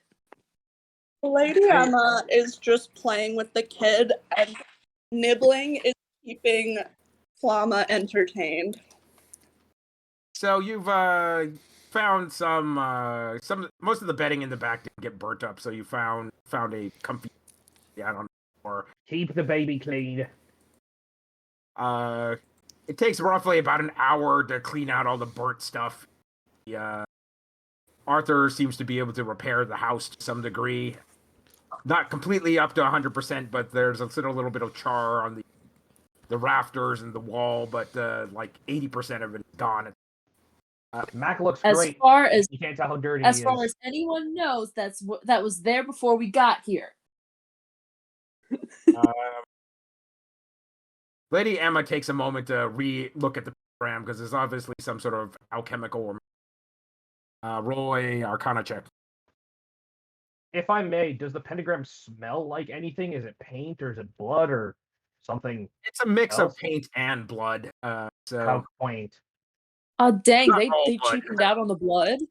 Hey. Oh, okay. I thought I rolled a 1, and I was like, hey. I was like, no, it's fine. To be fair, even your natural ones for Arcana are still double digits. You got I that plus know! Because I got Surge of Magic as my feat for leveling up, and I'm so happy. all right, Lady Emma is taking a look at it. All right, this is some sort of tracking spell. I need to get rid of this thing. As Emma basically casts the spell magic, get rid of enchantment. Like, all right, I should have thought of this earlier, but we've just signaled whoever put this up entered the boat. Which Lovely. So pretty much get ready for a fight. Okay, cool. Bet at we this point, should. basically, we probably should retreat to somewhere else other than hanging around right here, right now. Lady Case? Oh god, I just realized it's just taking baby to a stripper club. We've taken. It's that, I or was you gonna could say, basically also you could house yourself over at the orphanage ran out of, next like- door, or you could rent some rooms. These are all viable, right? But Yeah, like Lady Emma's going, we've just given away our position to whoever pull up. Guys, please stop trying to take my food. the cat. I was so confused for a second. We're Like, all huh? confused. The looks on their faces, they look so, like, mischievous. These are noodles. These are not cat food. They don't believe you. Oh, It's the let's eternal go. quandary of why doesn't the food in my bowl taste like the food on your plate? I've never do we had still have cats that are Bartholomew? this obsessed with human food. Anyway, sorry, continue. Do we have Bartholomew? Inevitably, that's good. It just means that they think you're a giant. Zumlar was asking about Bartholomew. Bartholomew, we're just gonna sit unless you actually throw your pet in combat. Assume your pet is following you around. Because I At would that probably point, it has stats and basically can take damage, but otherwise, we sort of ignore the fact that they exist. I would have kept my cat back at home so he could keep an eye on it. So would he know anything or have seen anything? Bartholomew is still a kind of a normal. It's a smart mystic animal, but it's still a beast nonetheless. Bartholomew's like He's just a little humans dangerous. come, burn your house. Nibbling goes Gives a very everywhere. cat answer. Why didn't you do anything? It's your Not house. my problem. That I I It's have also my your house. too. Nibbling goes everywhere with Lady Emma, first of all. Bing Bong does his own thing, and Owl's just happy to have him. Bing Bong just sort of like shows up whenever. You're not exactly sure how he got to the Feywild because it certainly wasn't initially, but he's like showed up to some point. Can we just say Owl was hugging him when she was like blocking her ears too? Just comfort. He's just a comfort boy. Comfort boy. But you're guessing you're guessing most of the cats you actually are all part of the Jello. Bing Bong and Nibbling are part of the Jellicle host, so they actually travel into the Feywild, just like the Jellicle host can. Bing Bong isn't, but he is a mystic beast of some sort. You're not quite sure what actual mystic beast he is. What? Nibbling's celestial, isn't he? Isn't Bartholomew But, the mystical beast? Bartholomew gives a very catty answer. Like, my home is the world. I own the don't world. understand exactly what you're talking about. I own everything. Why does your house matter? Exactly. True. Bartholomew's so sassy, and for why? All right, so where are you going from here? You do need to vamoose and reload at this. 'Cause Yeah. staying around here is like inviting someone to come and try to kill you. So stay. On the one hand, like it would be cheapest at the orphanage because we can't really stay at Lady K's for free anymore. I know we're low on funds. I don't know how much we have because Tree usually keeps track of that, but I know we're low. Regular inn is basically probably going to be like £1 or £2 an evening, so it's not going to be. Well, actually, it's probably about £10. Oh. Okay. So it's like about 10 gold. So you guys can afford and no problem. Okay, so like Not for the long term. Basically, if you had to stay there every day of the month, that would be really fast. yeah, but one night, yeah, I'm down with Lady K's. Owl's just gonna beg for a single room with no one else in it. No, it's like okay. So there are inns around the red light district that are not cat. So you go talk to Lady K's. Yeah. You don't have to stay in my establishment. There's here's a nice normal inn. It's like I know the proprietress. She'll give you a good rate. So you negotiate down to like about £5 per occupant per evening for the evening. As you head over there, you head over to this unnamed inn that has enough rooms for maybe only about five rooms. You sort of divide yourself up or pair off as two. There's a older human woman, probably in her late 40s. Her hair up high bun. Probably had sort of like mousy brown hair, which is younger now. Most. She has she sort of looks like Mrs. Butterworth. It's like, all right, kids, take what. Even though this is sort of meaningless, most of the Celestials and elves among you are basically, I am older than you. I am older than your great sires. Why are you calling me your child? It's like, as you head off to the back room and catch them shut off. Okay, you're all back up to full hit points and spells. Okay. Like Lady Emma, before you head off, does some checking magic, sure there's no residual tracking spells on any of you, and you're going, okay, well, there's residual tracking spells on it, but they're all Fae in origin. So they're specifically on Flamma and Lady Emma, so this must be something your husband left behind. Do you get rid of them or do you leave them? Can I tell if they're from the summer court or the winter court? Definitely from your husband. So they're from the winter court. We can leave them. So you just leave them be. All right. Yeah, for yourself. Well, this is really the only one on your team other than Tree that can figured out the tracking spells exist. Wizard. So she just keeps that information to herself. Gotcha. Okay. Well, I don't know. Can anybody else use the tracking spell, or is it just? It's mainly the magic when you analyze it using your Arcana. No role involved with this. Well, it's definitely from the Fae Court, and it basically has the marks of your husband's personal magic on it. So it's like this got to be from my husband.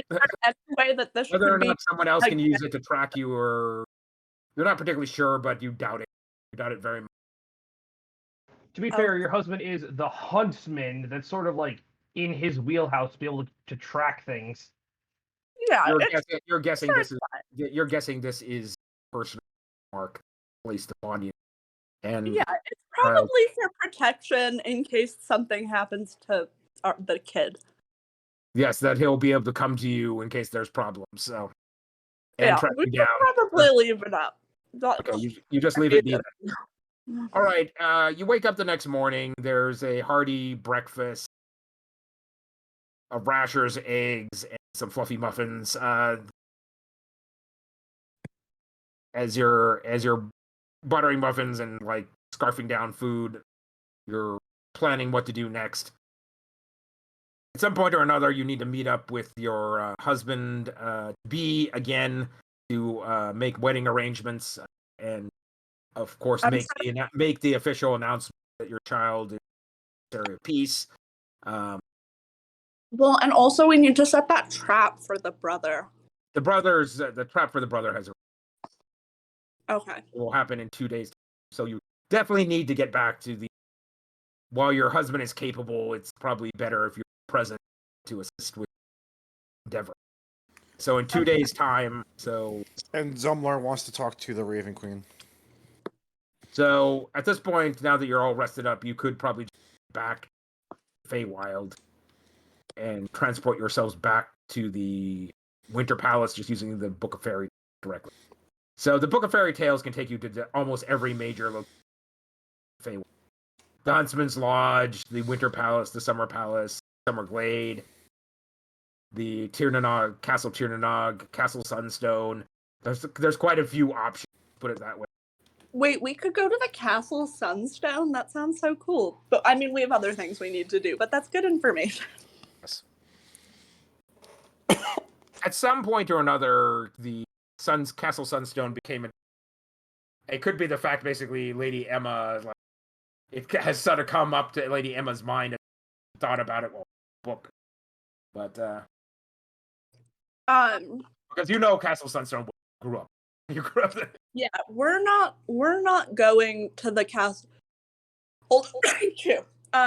We're not going to the Castle Sunstone until we get rid of my brother. Then we can and get married. Then we can go to the Castle Sunstone.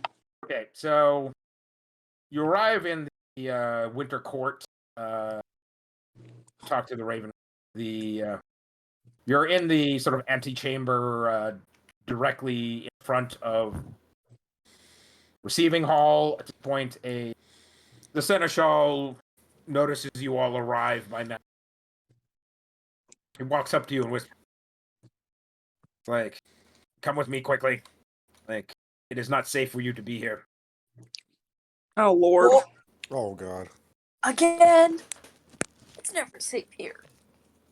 Not safe for you in either court until we we come to some sort of arrangement, essentially, of when the wedding is going to be held. I've been given Can we just set a new task and go to the huntsman's place, cabin? Like, we're here, but can we go to the huntsman's cabin? You don't tell me where you're going if you're going to transport again. Do it quickly. Essentially, as he shoos out all the rest of the servants out of the antechamber, it's like, and closes the door behind him. Well, Zumlar wants to talk to the Raven Queen about the. You whisper to talk to. But Zumlar, I'm wondering. Unfortunately, you've arrived basically at hours. Raven Queen is not court at the moment.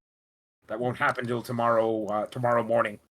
Zumlar, I'm wondering if it would be wise to wait to talk to the Raven Queen until after the marriage ceremony, so that way we're all safe, and then we can talk to her.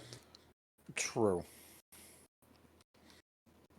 Not that we don't want to get this taken care of, because we do. It just might be safest if I get married first, and then we do that. No, you can't get married. God. Okay, yeah. All right, you open the Book of Fairy Tales again. It's golden, glowing. Suffuse the whole room with its light as you stick the fairy key into a page and ratchet it over to the right. In a tale telling about one of the first months. You arrive back in front of. You rap smartly on the door. A hunter appears, essentially dressed in black, motions you in and like waves expansively into the hall for you to seat yourselves. There seems to be significantly fewer hunters in here all of a sudden. They're going, this is either good or bad. You're hoping it's good that basically the huntsman purged anybody that was in disagreement with the marriage, or it could be bad that only the people left in here are the ones that mean you ill. So everybody make insight checks.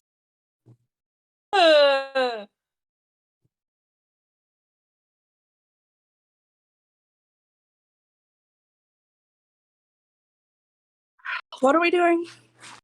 You're trying to discern whether or not, because there's about half as many people in here as there were before, and this is either good or bad. It could be good that the huntsman did a purge and got rid of all the basically naysayers out of his huntsman, out of his servants, or it could be bad in the fact that these are all the people that are about to kill you. Net 20. Dirty 20. All right. Behind smiling faces, their smiles do not reach their eyes as they begin to serve you food and drink, and look at you. All look at you expectantly. Oh my god, are we safe anywhere, Lawrence? Oh, it's Lawrence. No, we're not. Zumlar's gonna check his food for poison. Does anybody have detect poison offhand? I may. The Paladins, yes, could reasonably have detect poison. Do you want to cast detect poisons? Cross off a first level spell. Yes. All right. Yes, the food and drink is poison. Oh my god. I will call. So I won't say anything. I'll call the guy who gave it to me. Say, hey, there's something slightly off. I think there's a hair in my food. Very sorry about that, sir. As he steps we are a closer, I rustic will. lodge, however. If he steps closer, I will slit his throat. Oh, he stands back. He doesn't lean over anywhere close where you could jab him. As if he's slightly wary of you, which is one of the other things that gives away their position. They're all sort of looking at you expectantly, all 20 of them. Essentially, it's like as some of the hunters in the back are giving you furtive. Some of you notice basically there's weapons, like swords and bows, stowed under tables. Not that this is unusual for the huntsman, but they're usually over in the weapons racks, not like ready to use. Can Owl can Owl cast Hypnotic Pattern to try to, like, get them to pause? Because this is wigging her out a bit. No, Owl has been basically trained well enough to realize, okay, we're in the middle of an ambush. We either need to try to get away at this, or we need to fight for our lives. What do you want to do? Owl's gonna cast Hypnotic Pattern to try to get a chance to get away without having to fight. So you sort of pick off the guys far back, essentially, the larger group of them in the back. There's only maybe about 6 guys next to you out of the 20. But the rest are all basically other tables a little further away in a larger group. You toss him you basically scratch your nose and basically suddenly blurt out your spell as quickly as possible and point over in that general direction. Shimmering rainbow lights settle over the lot of them. Only maybe about 2 or 3 of them seem to be mesmerized. As Owl's going, shit! Fae are resistant to this sort of stuff. Pull everybody aside and be like, okay, I think I have a plan. Well, it better be quick. That spell ain't lasting long. Okay. What I if think only 2 or 3 of them are mesmerized, so like everybody else is getting up with weapons. All the servants next to you are drawing long knives out from under their tunics. Owl's gonna yell food fight and try to have everyone start throwing food as a distraction. And she's gonna throw food straight at one of the people coming at her. Fair enough. Alright, so roll me a range attack. Yeah. A range attack. Okay. D20 plus your dex plus. Oh, D20 plus dex. Okay, plus 2. So D20 plus 2. Okay. So it should Plus be whatever your 6, probably. Take your proficiency bonus at your current level. Don't forget sorry. your paladin or protection. Well, it doesn't apply to ranged attacks, so. Oh, range attack. I was thinking this was. He's throwing a plate at somebody's, so it's like. Okay, I'm gonna roll roll. Oh my god. I'm gonna use lucky, and I'm gonna re-roll that. Uh-oh. Okay, that's better. That's like a 17, I think, with my plus 2 in dex. You manage to basically hang your foot up on the bench, throw this thing, basically. However, it unerringly flips from your hand, basically smacks that guy, causing him to, like, spin around. Okay, so, as a group, let's just roll around your group at this point. What are you doing? Emma. Okay, Emma. You can confer with each other, by the way, so don't assume you can't. So. Emma is gonna cast Summon. Thaumaturgy? Summon something? Yeah, I'm gonna summon Fae as a 5th level spell. Okay, so you summon a Dark Fae or a Summer Fae? Dark Fae or a Summer Fae? So Winter Fae or Summer Court or Winter? Winter Court. All right, this sort of insectile being, basically with elven features and 4 arms, with wicked, like, sharp scimitars, steps out of the shadows. How may I serve, mistress? I need you to distract all of these huntsmen so we can escape. As you wish, as he blows out this sooty cloud of ash that basically fills the room with an furing cloud of ash. Okay, Lady Emma's gonna use the fairy tale book to get us back to where we were. Okay. All right, so you quickly crank open the book. Is anybody else throwing anything else out? Is anyone joining Owl in a food fight before we leave? Mack I will help. Zumlar will join Owl. across the room. All right, so Zumlar and Mack, you're both relatively strong characters. You want to throw over the table as a barrier to at you? Yeah. Yeah. All right, so the two of you get on the same side of the table and heave the whole thing over. Athletics check for the both of you. DC 6. Can Zumlar throw tables and chairs at the guys who are charging? The tables are way too big for this. Like we're looking at like 20-foot long bench. So 24 athletics check. I also am raging. okay, so you basically both heave the table over and Nat 20. shove the 5 or 6 guys on the other side back. As like, whatever you're doing, Lady Emma, make it quick. As Lady Emma like flips through the book as possible. It's a little obscured. You're pretty sure this is the Winter Palace. Roll a d20. I got nat 20, by the way. Jams the key into the book and twists. I'm saying the whole room is obscured with black ash. Oh So my she can't god. even make out the page flipping moment. Oh, Do you have any place like inspiration, Emma, that you wish to use? Yes, I do have an inspiration, and I am Oh, gonna. higher is better, and you get to go where you're going. Otherwise, you're heading somewhere random, right? Okay, because what we're trying to do is get back to our home in the mortal, like back to the Right, inn. you head back to the mortal realm. All right, got it. if Right Lady now, Bud- like everything in the room is like obscured with ash, including the book in front of you. Ooh, ooh. So you're sort of flipping through it. Like, Hell Emma yeah! flips through the exact page. It's like I remember to bookmark this. She jams the key to the book. Nice. Golden white light suffuses your whole, and you appear back in the middle of a Blue skidoo? high street again, and it's like a group of kids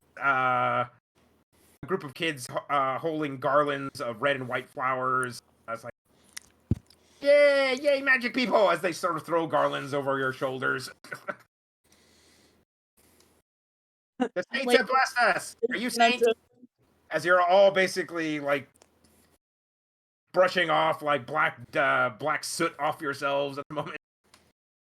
Why is there always black soot with that place? You all Mack blessed by Chris Kringle? Did you come down a chimney?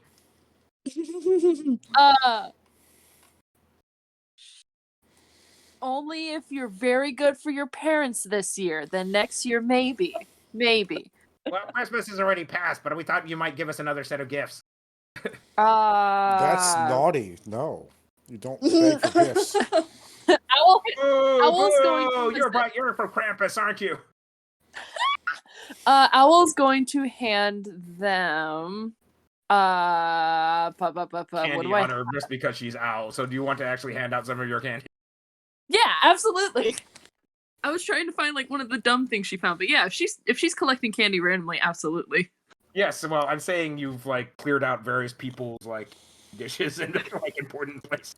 Yes. Did I you steal have from candy. Lady Buttersworth? From Miss Yes. Buttersworth? Oh man, I feel bad now. It's like, Unless she betrays you me. hand Yeah, her, Owl. you hand out these black sugar candies that look like the heads of crows. I wonder where I got these from. That's Hey, that's mine. like Owl just about nudges. half the kids are going, ew, licorice, and the other half is like, I don't see what your problem is. They're great. They're delicious. So What's my licorice? Black What are you licorice doing or with that? red licorice? they're black licorice, but I'm saying this like it's a favorite flavor for this period of time. So because it's sweet. You say flavor, I say torture. About half the kids like it, the other half don't. Just like, well, then give me yours. One out, the other puts it in his mouth. Like, Al's going, kids are gross. Yeah. Thank God I'm never having them. It just like looks like you have made me realize I never want to be married nor be a parent. Lady Emma's like, I'll blame you. Oh God. Your Flamma, who's basically in a little papoose on Emma's back at the point. Like, we tried to reach for some of the candy. Is Flamma allowed to have any? Just like Owl's just like very concerned, does not trust this because Flamma's young. Yeah, Lady Emma looked at her and is just like, no, she's not. Okay. She's a newborn. She might choke. What are you doing? What are you doing? Yeah. I don't know how these things work. Where's the mute button? Like Flamma basically makes a very face. Starts crying. It's like as Lady Emma's like, oh, it's okay. Can Owl to soothe the baby? Can Owl like move, like wave her feather duster in front of him and like tickle their nose to try to like soothe them, but also not let them eat anything? Okay, so Lady Emma has been has been thinking back. It's like, have we fed Flamma in the past 2 days? We haven't fed ourselves in the past 2 days. That Lord. Lady Emma's we like, fed oh, I'm a bad mom. This is not good. I mean, I've eaten. Oh, I'm saying, have we fed? Lady Emma's thinking back and like, I don't think I fed my kid in the past. Oh my What god. do they? Owl just looked like, what do they even eat? That's a great question. What do Fae babies eat? Oh, since you grew up in the summer court, ambrosia and nectar. It's like, Where the hell do we get ambrosia? Get that in the mortal realm. Oh my god. Well, it's like I better find some normal food. She's probably really hungry. She is 1 month old. Like porridge, maybe? I don't know. I don't know. Like warm milk, maybe? All right, so you go talk to find a sort of like matronly woman. It's like, where can I find some milk? Milk vendors right over there. You're needing a nursemaid for your child, ma'am. I can put you in touch with my sister. Perfect. That's what we need. All right.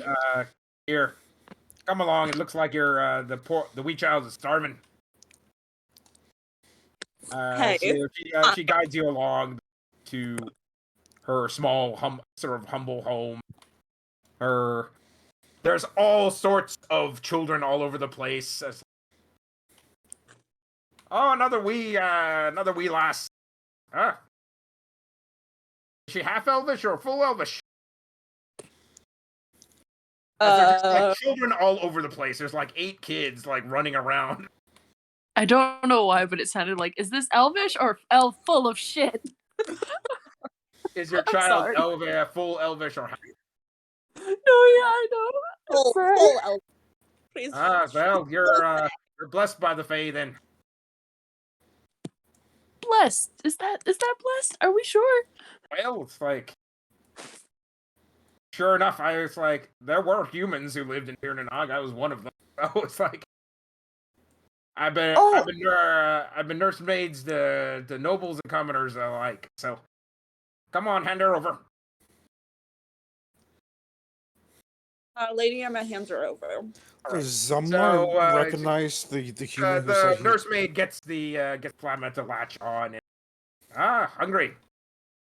Well, Owl walks out. Owl. if you don't have a nursemaid available, I'd suggest warm sheep or cow's milk mixed with a little softened bread.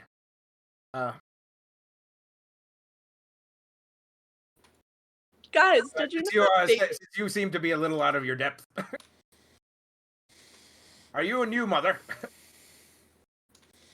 first time? Yeah. Well, you're the picture of health for having given birth to a newborn man. So good on you. Lady Emma is just gonna like laugh quietly, like Owl just looks over intently at Lady Emma. It's like, don't you say anything. And Lady Emma's gonna look at her like, There's I have some pads if you're still seeping. It's like, cause Lady was seeping what? It's like, yeah. Owl Like, walks out. Owl walks out. She's going, from down here, from giving birth. So, as Owl is going, oh, definitely not having children. That's even more terrifying. The Crespo line ends with me. No, absolutely not. Owl's gonna walk out. She's just gonna hang out outside for a little bit and keep watch. She just out of there. Does Lady Emma just listen in fascination about like what mortal births are like, or no? Lady Emma's like, I know I said maybe I wanted like another one more naturally, but that sounds like a lot. That sounds like a lot. She sort of describes the whole afterbirth process and how you're just seeping fluids for like a week afterwards. It's like, oh, that's terrifying. As Lady Emma's going, yes, the Fae ways are best.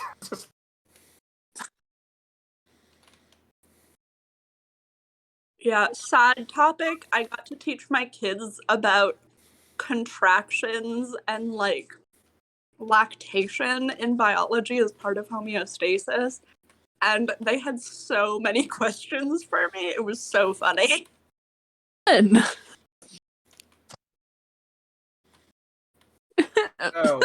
Okay, so the nursemaid hands you back Flamma.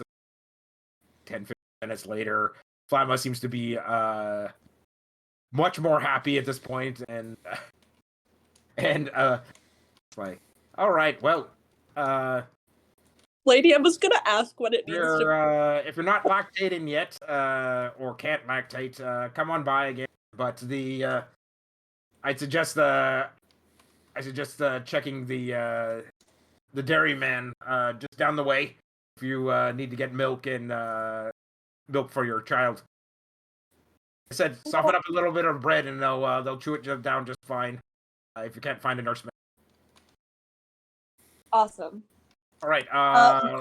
When I can pull an intelligence check to see how much of the stuff you remember about taking care of a newborn from the nursemaid. Because she just info dumps like an hour, probably 2 hours worth of, probably a week's worth of learning on you in like a minute.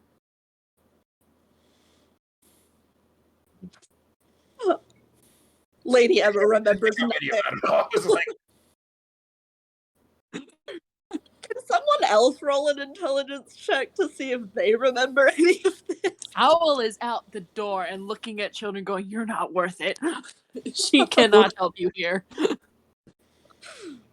Would Krishana know with her expertise in medicine? Krishana probably does know. Just make a medicine for me.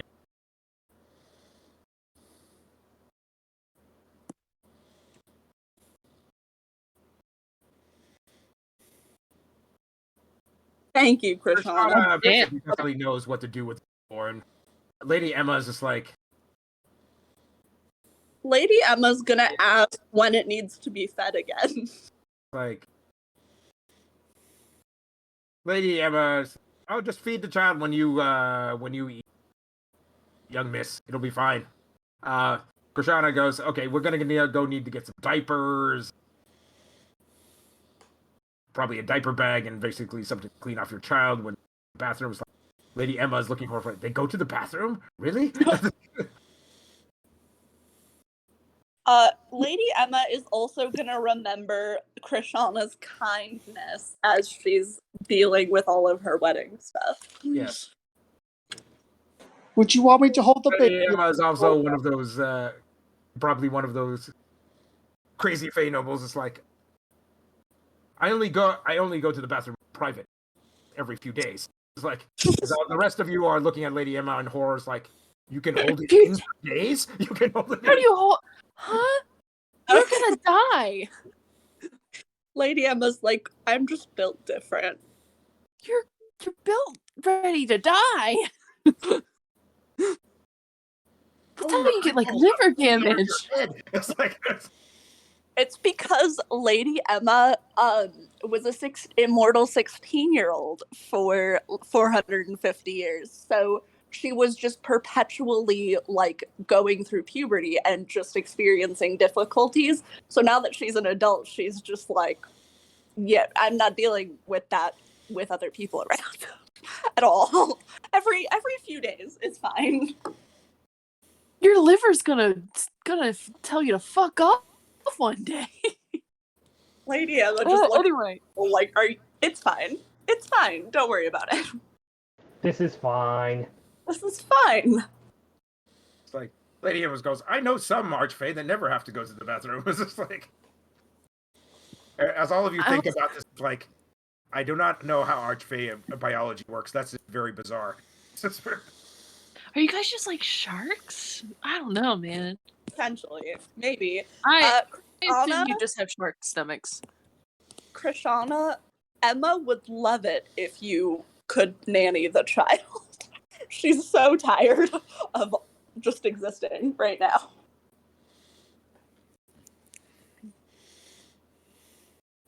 Lady Emma's gonna hand the child to Krishana. Okay. Here, this is your Around that problem period now. of time, Flama basically becomes like super colicky, and it's like, it's like Krishana is trying to calm her down. Nothing. Does Krishana actually drug the child this or no? Oh my god! Look what you've done! Krishana will be playing a nice natty, just trying to get it to calm down. Just not going to So try. I need okay, go with persuasion. Disadvantage. Wait, do I have spells that would help with this? I do have Cast- calm emotion. Cast sleep on the baby. That doesn't work on elves. If that helps. Fuck! It doesn't work on elves? No, it does not. No, They're- elves are immune to magical sleep. Not Wait, sleep. But what about It's calm emotions. It's Calm just like emotions would probably work. Okay, Krishana manages to calm Flamma down, limited to some outbursts every like 10 minutes. Okay, it'll be fine. Okay, do you actually want to cast calm emotions on Flamma at this point? I mean, sure, why not? I never use it anyway. Flamma basically becomes calm. Yeah, I will just like pat its head. Krishana basically thinks about this like, I don't know if magically coercing children is extremely good pattern to set, but sure, whatever works. Children magically coerce their parents all the time. It's fine. Wait. Can I cast like either summon Fae or Mordenkainen's faithful hound as a protector for Krishana and the baby?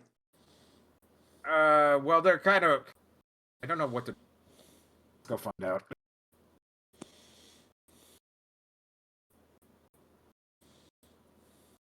All right, summon Fae.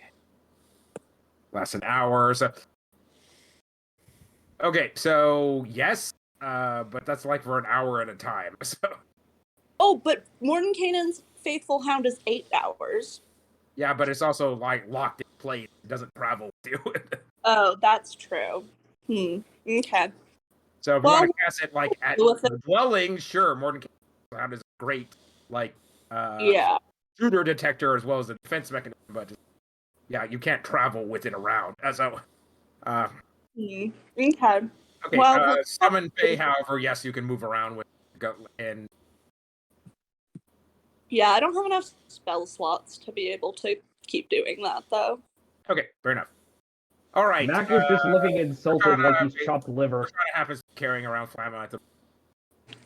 Okay, so what's your next stop? I don't know. We keep getting So we attacked. had the huntsman. We couldn't succeed in the marriage right now. I know we had to So pick someone. You missive off to the huntsman, right? So using sending. Wait, we were sending something into the. Huh? I'm sorry. No, sending is a spell. To send a message. If Lady Emma doesn't have the spell, it's a fairly common spell to buy anywhere. So. It's Okay. this is how people sort of send telegraph messages around. They either use the telegraph or they get a wizard to go cast the sending spell. Magic texting. Oh. Okay. I mean, that seems like a good idea to let the huntsman know what the fuck just happened. Mhm. Yeah, let's go do that, guys. All right, so add sending to your spell list. Subtract 50 gold. It's a second level spell. Okay. All right, you go find a Western Union. You go buy the sending spell, scribble it into your book, memorize it. About an hour later, you send a message off to. Ah, my dear, how are you doing in the mortal realm?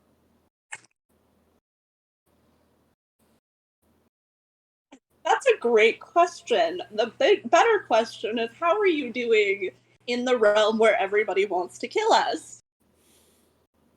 Just fine. It's half of my huntsmen are out here with me on a mission Duke Edom has sent me on, but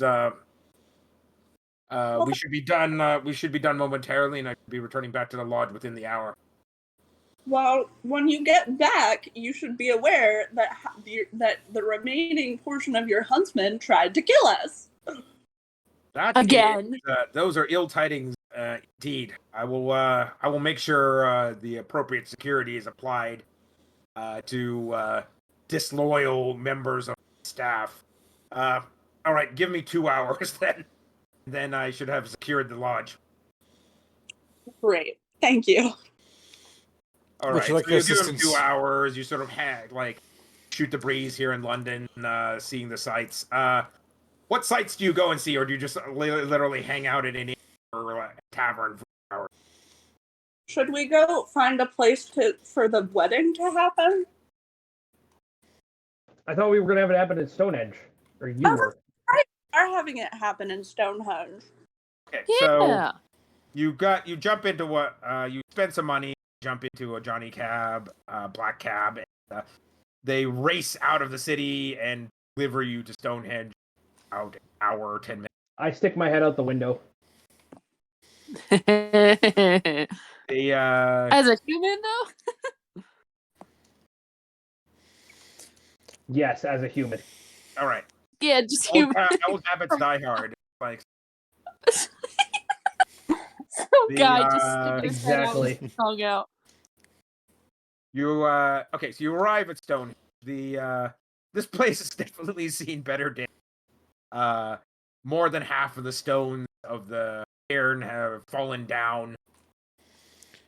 The altar and center circle seems to still be in place, but all the other 3 rings around it basically are all in a jumbled mess. There's this sheep herder, because it's not right now it's not a tourist destination. Right now it is a ruined druidic worship site when druids are not in favor in the UK.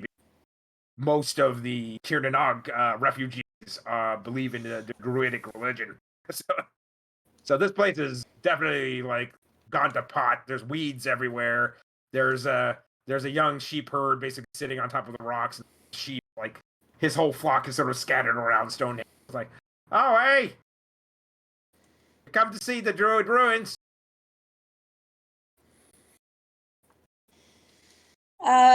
Yeah. Pay me £1 and I'll Pay me £1, I'll guide you around. I mean, I got £1. Sure, why not? All right, Can you also tell us, like, what is this place like as a wedding venue? Well, it's kind of rural, but if you believe in Dagda and the Silver Hand, the people from the golden people from the New Lands, it's still a holy site, at least according to the local priestess. She tries to come by and at least keep the altar clear. But the rest is like, yeah, you've seen this whole place has gone to the pot. There's more sheep leavings than offerings in the place at this point. But there's an old priestess that comes by and keeps the place clean, keeps the altar cleaned up at least. She lives in that hut over there. She points at a yonder hill. There's a small thatch hut with a little curling trail of smoke coming out of it. Well, let me give you the guided tour. So the Stonehenge was built in the just before the birth of our Christian Lord by the Druids, by the Blackbriar Druids. Once Merlin supposedly was one of their circle, the great wizard helped King Arthur rule over Britain with both wisdom and compassion from court at Camelot with his chosen knights. Interesting that Arthur was a Christian, Merlin pagan, but I think that's true for most wizards, isn't it? So supposedly the outer circles of the cairn were used to keep the pagan holidays in mind as a grand calendar. As he sort of goes on to describe each tier of the sort of broken down circle, the Stonehenge, until he gets to the altar.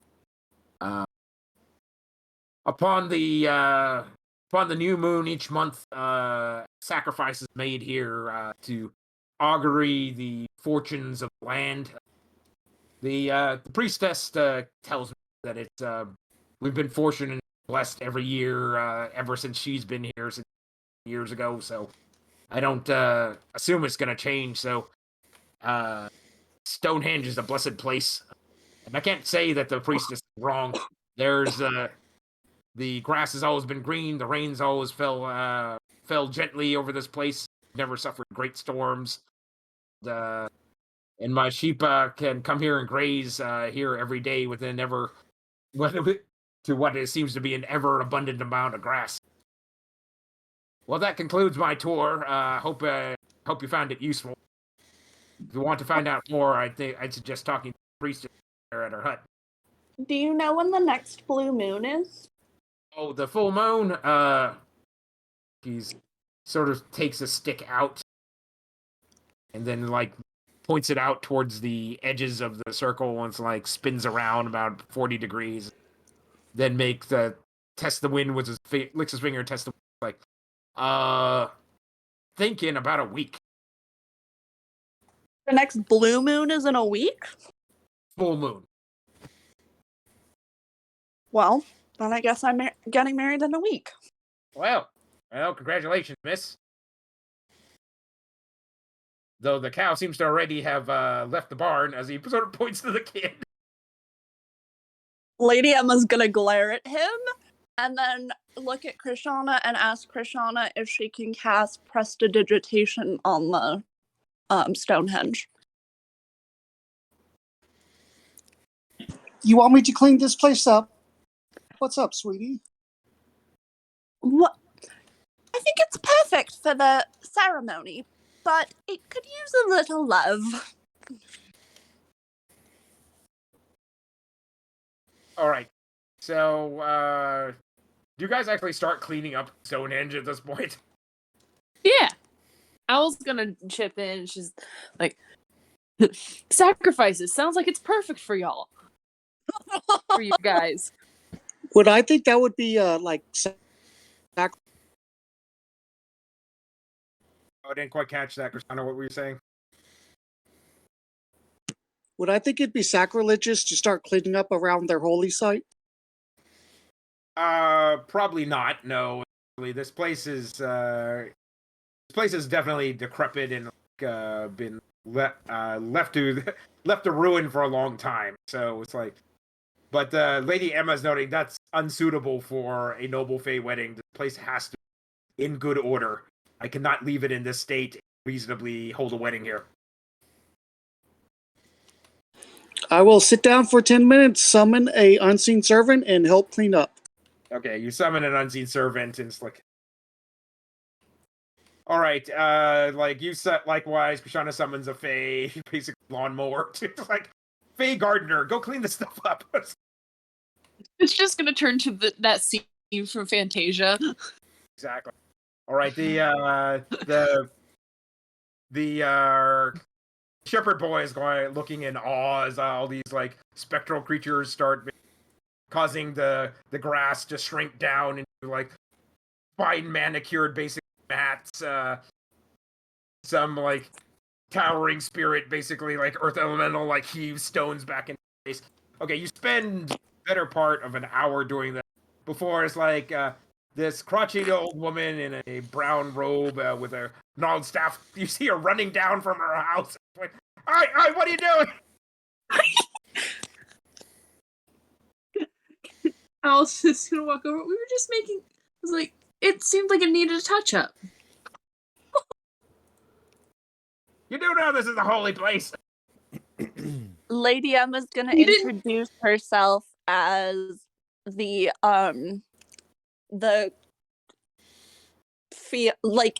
she's just gonna introduce herself. You know what I mean. You introduce yourself as a Fae lady or just a noble lady. She's not gonna know anything about basic Fae court. She's a mortal here on the mortal realm. I'm gonna introduce myself as a Fae lady, who has come to use this place as a sacred spot for my wedding. She quizzes you to basically make sure you're a true believer. Roll what? She quizzes you on the holy days. It's like, and what, because she wants to make sure that you're a believer before she allows you to touch the holy place. Could I Okay, message her the answers in her head?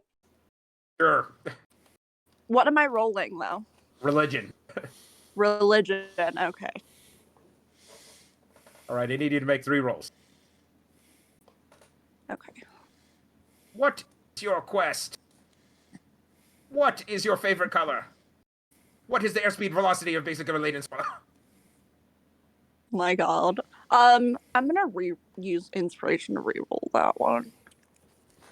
I did not do much better. I will give. Roll a religion check here. Can I give one of my inspirations to Lady Emma? Yes. Okay. So you have one more inspiration. Okay. Oh my God, I'm rolling terribly. Yeah, that you know. Can Owl like? The old priestess is like, you're no believer, essentially. Heretics, Can get off Owl, my land. Can Owl like use deception by any chance? Sure. Okay. Roll deception. Disadvantage because he already 27. doesn't believe Lady Emma. Owl's gonna like pull out like her acting skills from like the time she had to take those classes and learned the Holy Trinity was like this was mirepoix. She's gonna pull out all her best skills because she got 27. You roll a disadvantage because she already has already given several rolls. Gotcha. Okay, one sec. Let me roll again. Did it roll? Da da da. 12. Oh, great. Okay, well, you at least answer like. Yeah, never mind. you answer basically in a semi-competent way. Essentially, you're not fully knowledgeable, but not basically horrible. Like Emma literally gives the wrong answers. That she answers like what some of like the high fae traditions in Summer Court are. Is like going. You mean you sacrifice young children to trees? Really? It's like, yes. It's a metaphor. It's a metaphor. Technically, druids that did that as well. So it's just like, but that's the wrong day. That's the right ritual, but the wrong day. Is like, okay, well, all right. There's some similarities, but I guess we're a little off in the mortal realm. Okay, between those two roles, Al basically calms this woman down. So you're really here to restore Stonehenge's former glory. Indeed. Absolutely.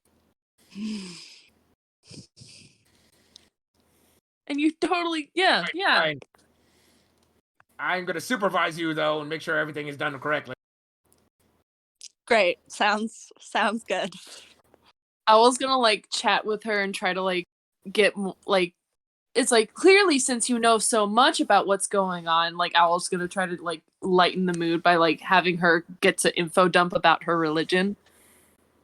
And I was like asking questions. Roll an intelligence check to see how much you absorb of the druidic religion. Oh no. I believe that's a check. 10. 10. Okay, you catch maybe about 50% what she's trying to lay down. It's like, okay, I got the major holidays, and worship is generally at the new moon and the full moon. Can So Lady Emma listen in? Say again? Lady Emma listens in. All right, Lady Emma picked up the whole thing. So you've got all the major holidays, the names of saints, the major worship days actually in between the new moon and full moon, the sort of order of the hierarchy of priests, essentially, which druidic priest, which sort of like terminates at Hierophant. The last Hierophant of Britain essentially was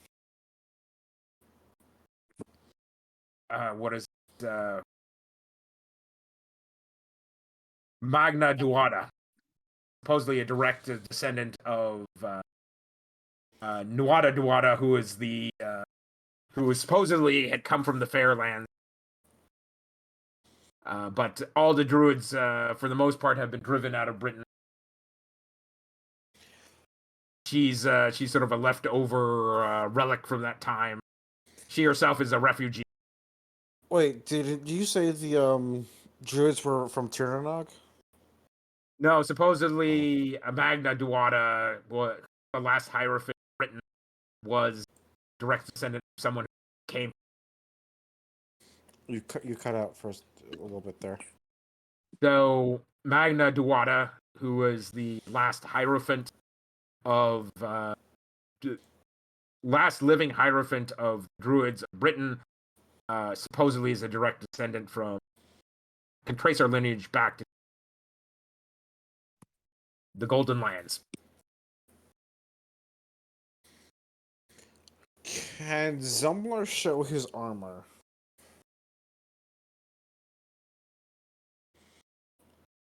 The priestess seems a little bit surprised.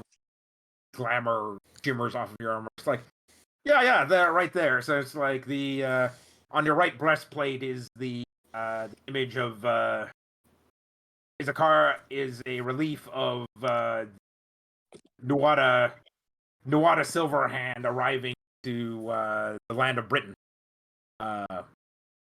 Supposedly, he actually arrived in the Fair Isle to the in Ireland, but where the Celts came from. But that is in long distant past, some thousand years past. And I'll let her know I am part, and I am. Well, you have. I have no reason not to believe you, Sir Paladin. So, you indeed have a noble lineage. But this is not your armor to begin with, though. It's like, so this probably belonged to the knight before that wore this before. I believe the armor of this is off. So over this the was table. it's probably you're probably wearing the armor of champion of Silverhand. So some direct descendant of Nuada Silverhand. So this armor should have came from my my captain when we visited Yes, the. so your Tirnock. captain then probably a direct descendant of Nuada. One of the first settlers of Tirnanog. Because they had come from the Silverlands into the Golden Land, established Tirnanog. No one's quite sure what, even you are not quite sure what the Silverlands are, because that's like several thousand years distant in the past. But now you know a little bit about the history of your. And I know a little bit more of the background of my former captain and friend. Supposedly Magna Duwada was buried with the hand of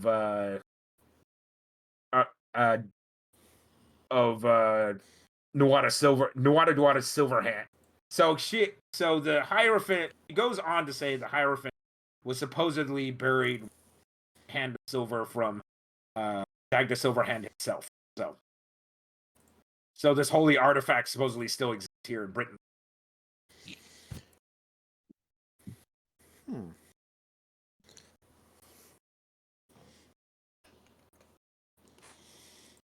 Zumlar's starting to think to himself. He kind of wants to find this artifact.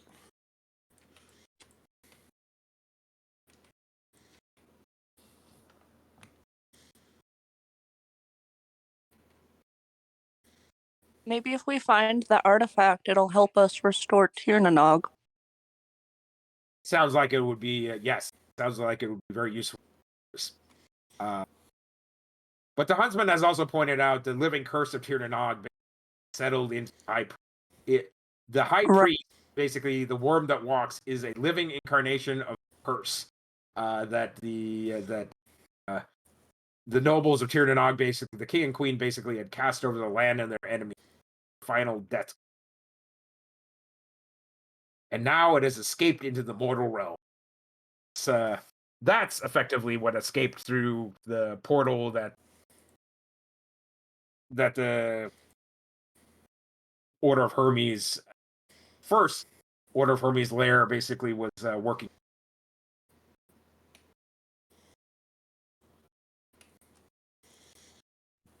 Okay, so let's see here. There's Zumlar, make me a perception check.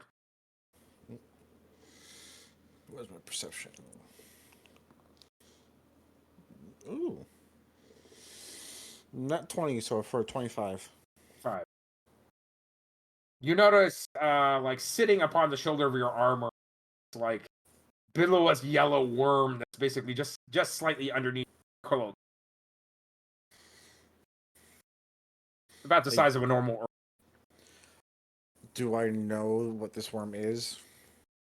You don't immediately realize what it is, and then, like, in some horrific realization, you realize this thing has been traveling with me for a long time. This is, like, some part of, like, worm that walks that you had dissipated earlier, but not destroyed.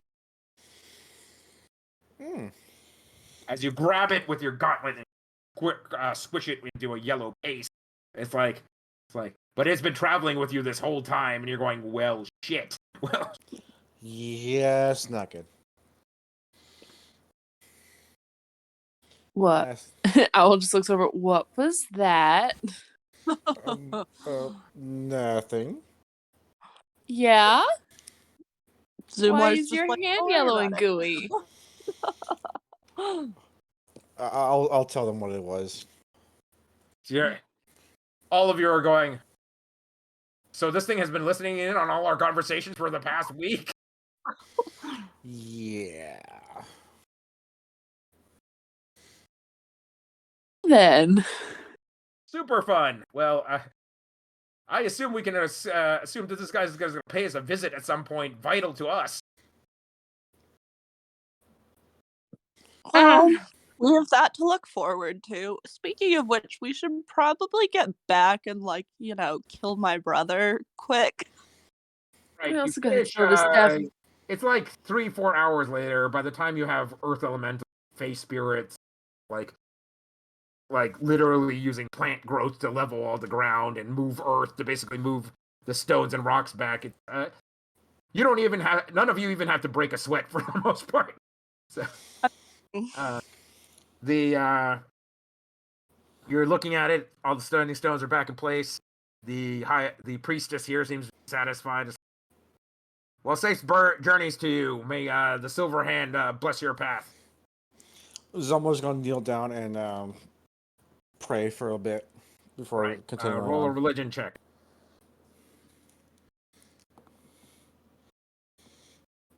That's an 18.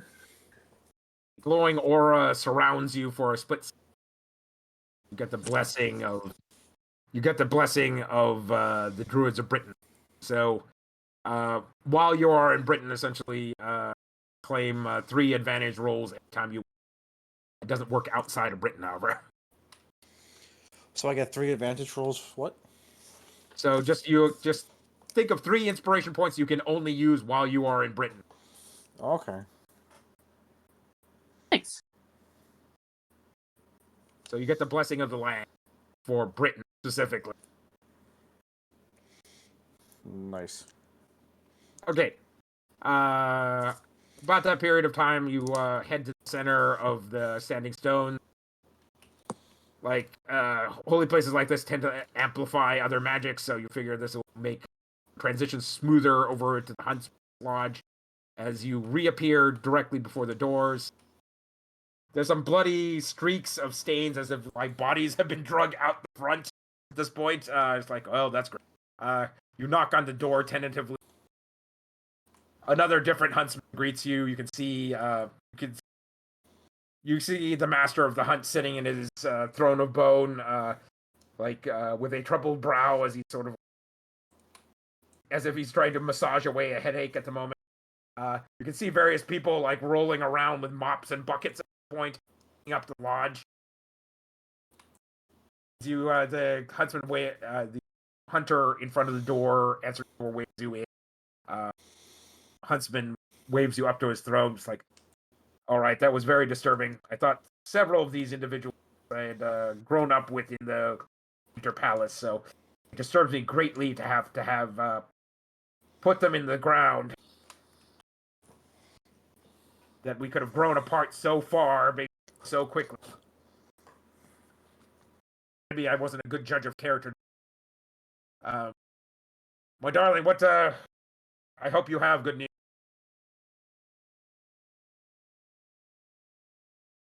For addressing. Sorry, that broke up a little bit. Yeah, I can hear you.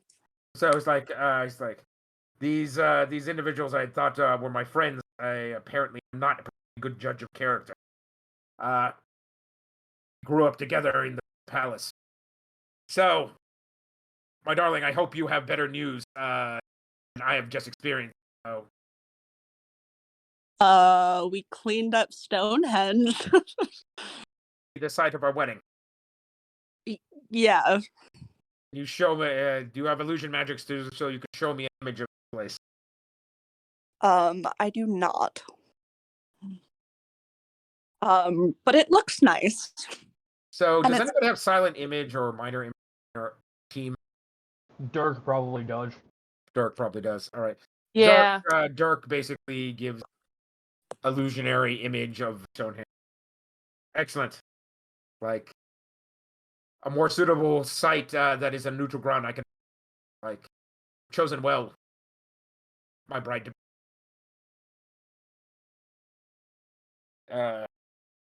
So when do you suppose our wedding should be? In 1 week, I don't know. What time of day should we have the wedding? Isn't it lucky to have it in the It's probably the height of be probably appropriate.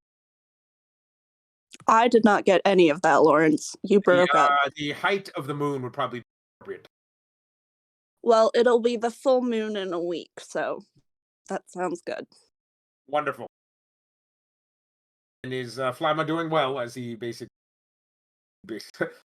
caresses the... Flamma's asleep for once, essentially. Flamma seems to just be permanently awake all the time, but just for once, Flamma's asleep on your shoulder. It's Lady Emma's gonna explain that Krishana is nannying Flamma and doing a great job, and also that she learned that Flamma has to be fed when we eat.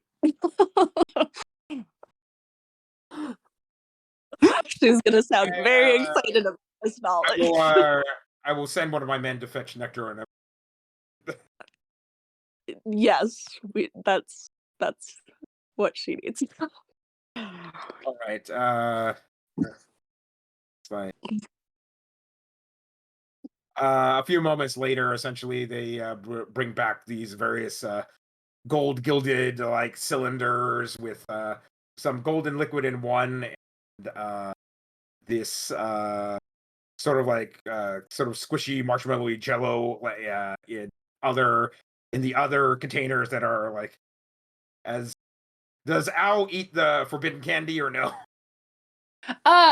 She doesn't trust the Feywild, but she is gonna pocket it.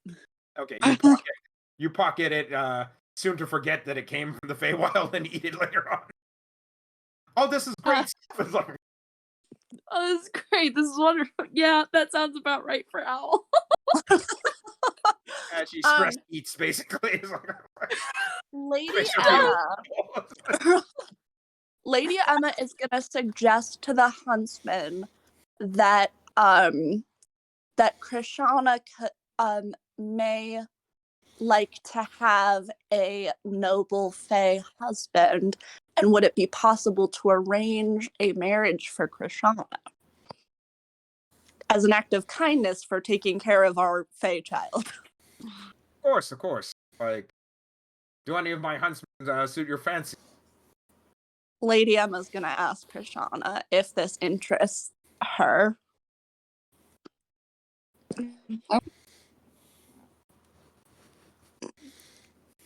Okay, that got cut off, Krishana. What was that again? I'm sorry. Are you offering me off? What's going on? Lady Emma is going to tell Krishana that she knows that she has wanted or has been she knows the story with her father and being married, and if it interests her, she may have her pick of huntsmen, but it is her choice. Krishana's gonna talk in Emma's head. I was trying to marry for money and move up in society back in Britain. Lady Emma's gonna say that the huntsmen are very well off, and it would look very good societally. But if it is not of her interest, then it is obviously not a requirement. It is completely Krishana's choice. Yeah, Krishana will stay open to the idea and, shop around and see who's interested in her. Fair enough. All right, let's see. We're going to end the session with, Owl basically munching on a piece of ambrosia. It's you gain 20 temporary hit points. Oh. I was like, wait, why does that... Flamma, when she eats stuff, basically gets health glow about her. Owl literally glows with a golden glow around her. She looks even more regal and divine than she was before eating the crown of beguiling on. Owl looks at the gold and is trying to wipe it off. What is this? Just trying to smack it off because she's like, huh? I don't trust this. Huntsmen over in a corner basically are just staring with their mouths open towards Owl. Owl just looks at them can I help you? And backs away towards Lady Emma. Just You gotta get your men under control. I don't like this. Zumlar positions himself between Owl and their gaze. Lady Dad, Emma's gonna look. like glare at all of them. Like, oi, pull it together. There's a couple slaps on shoulders from other hunts. Hey, those are guests. Keep the gawking to a minimum. They can't help it. They haven't seen women in like 200 years. Well, there are some women among the hunters, but it's just like they're all kind of like very military and butch. So it's like they have like really severe haircuts, like a mohawk on one side of their head. It's just like so, like an undercut on one side of their head. They basically have fierce tattoos, look like fangs, and various other stuff basically that make them look more masculine than anything else. So there's okay, so our I don't remember. Yeah. Does Celestials live a really long time or not? Yeah, Celestials- but she's kind of as far as I've understood, they do. So but I still chose the 20. year or so you get added to your actual maximum lifespan doesn't matter to you. Probably would matter to a human, but it doesn't matter to you at all. Yeah, because Lady Emma's technically a celestial also. They live long time.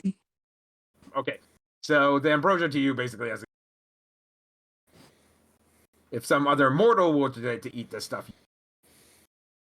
Oh, so wait. Do I still get the 20 hit points? Yes, you do. I'm just saying it probably doesn't matter to you because you live for an extremely long time. So. Yeah. Does Owl know that? Absolutely not. Absolutely but not. yeah. She's like, no, I'm gonna die like everyone else. It's fine. She's gonna be horrified when she realizes she's 50 and not ready to die. It's like, that's not fair. Okay. All right, that's it for this evening, and we'll pick it up next as we'll pick it up with the fight again. What is the name of your brother, by the way? So, Lady Emma, give your brother a name. Sir Shitslot.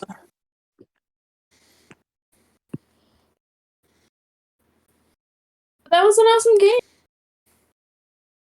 Go. Were we picking a name right now? I don't know. Do you have one in mind? Otherwise, I'll make one up. But it'd be Well, entertaining if you named your brother. So. well, Give him the name. my mind is going blank because the first name that popped into my head was Brian. And Sure, that why not? doesn't What? feel like a very Fae name.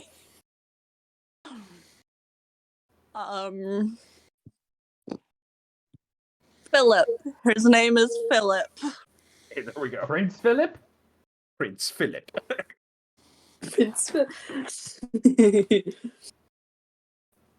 Not My for brain- long. Lady Emma's coming for that, like, Prince Philip his head. Ha ha.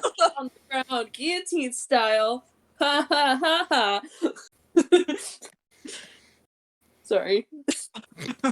All right. We'll pick it up there next week.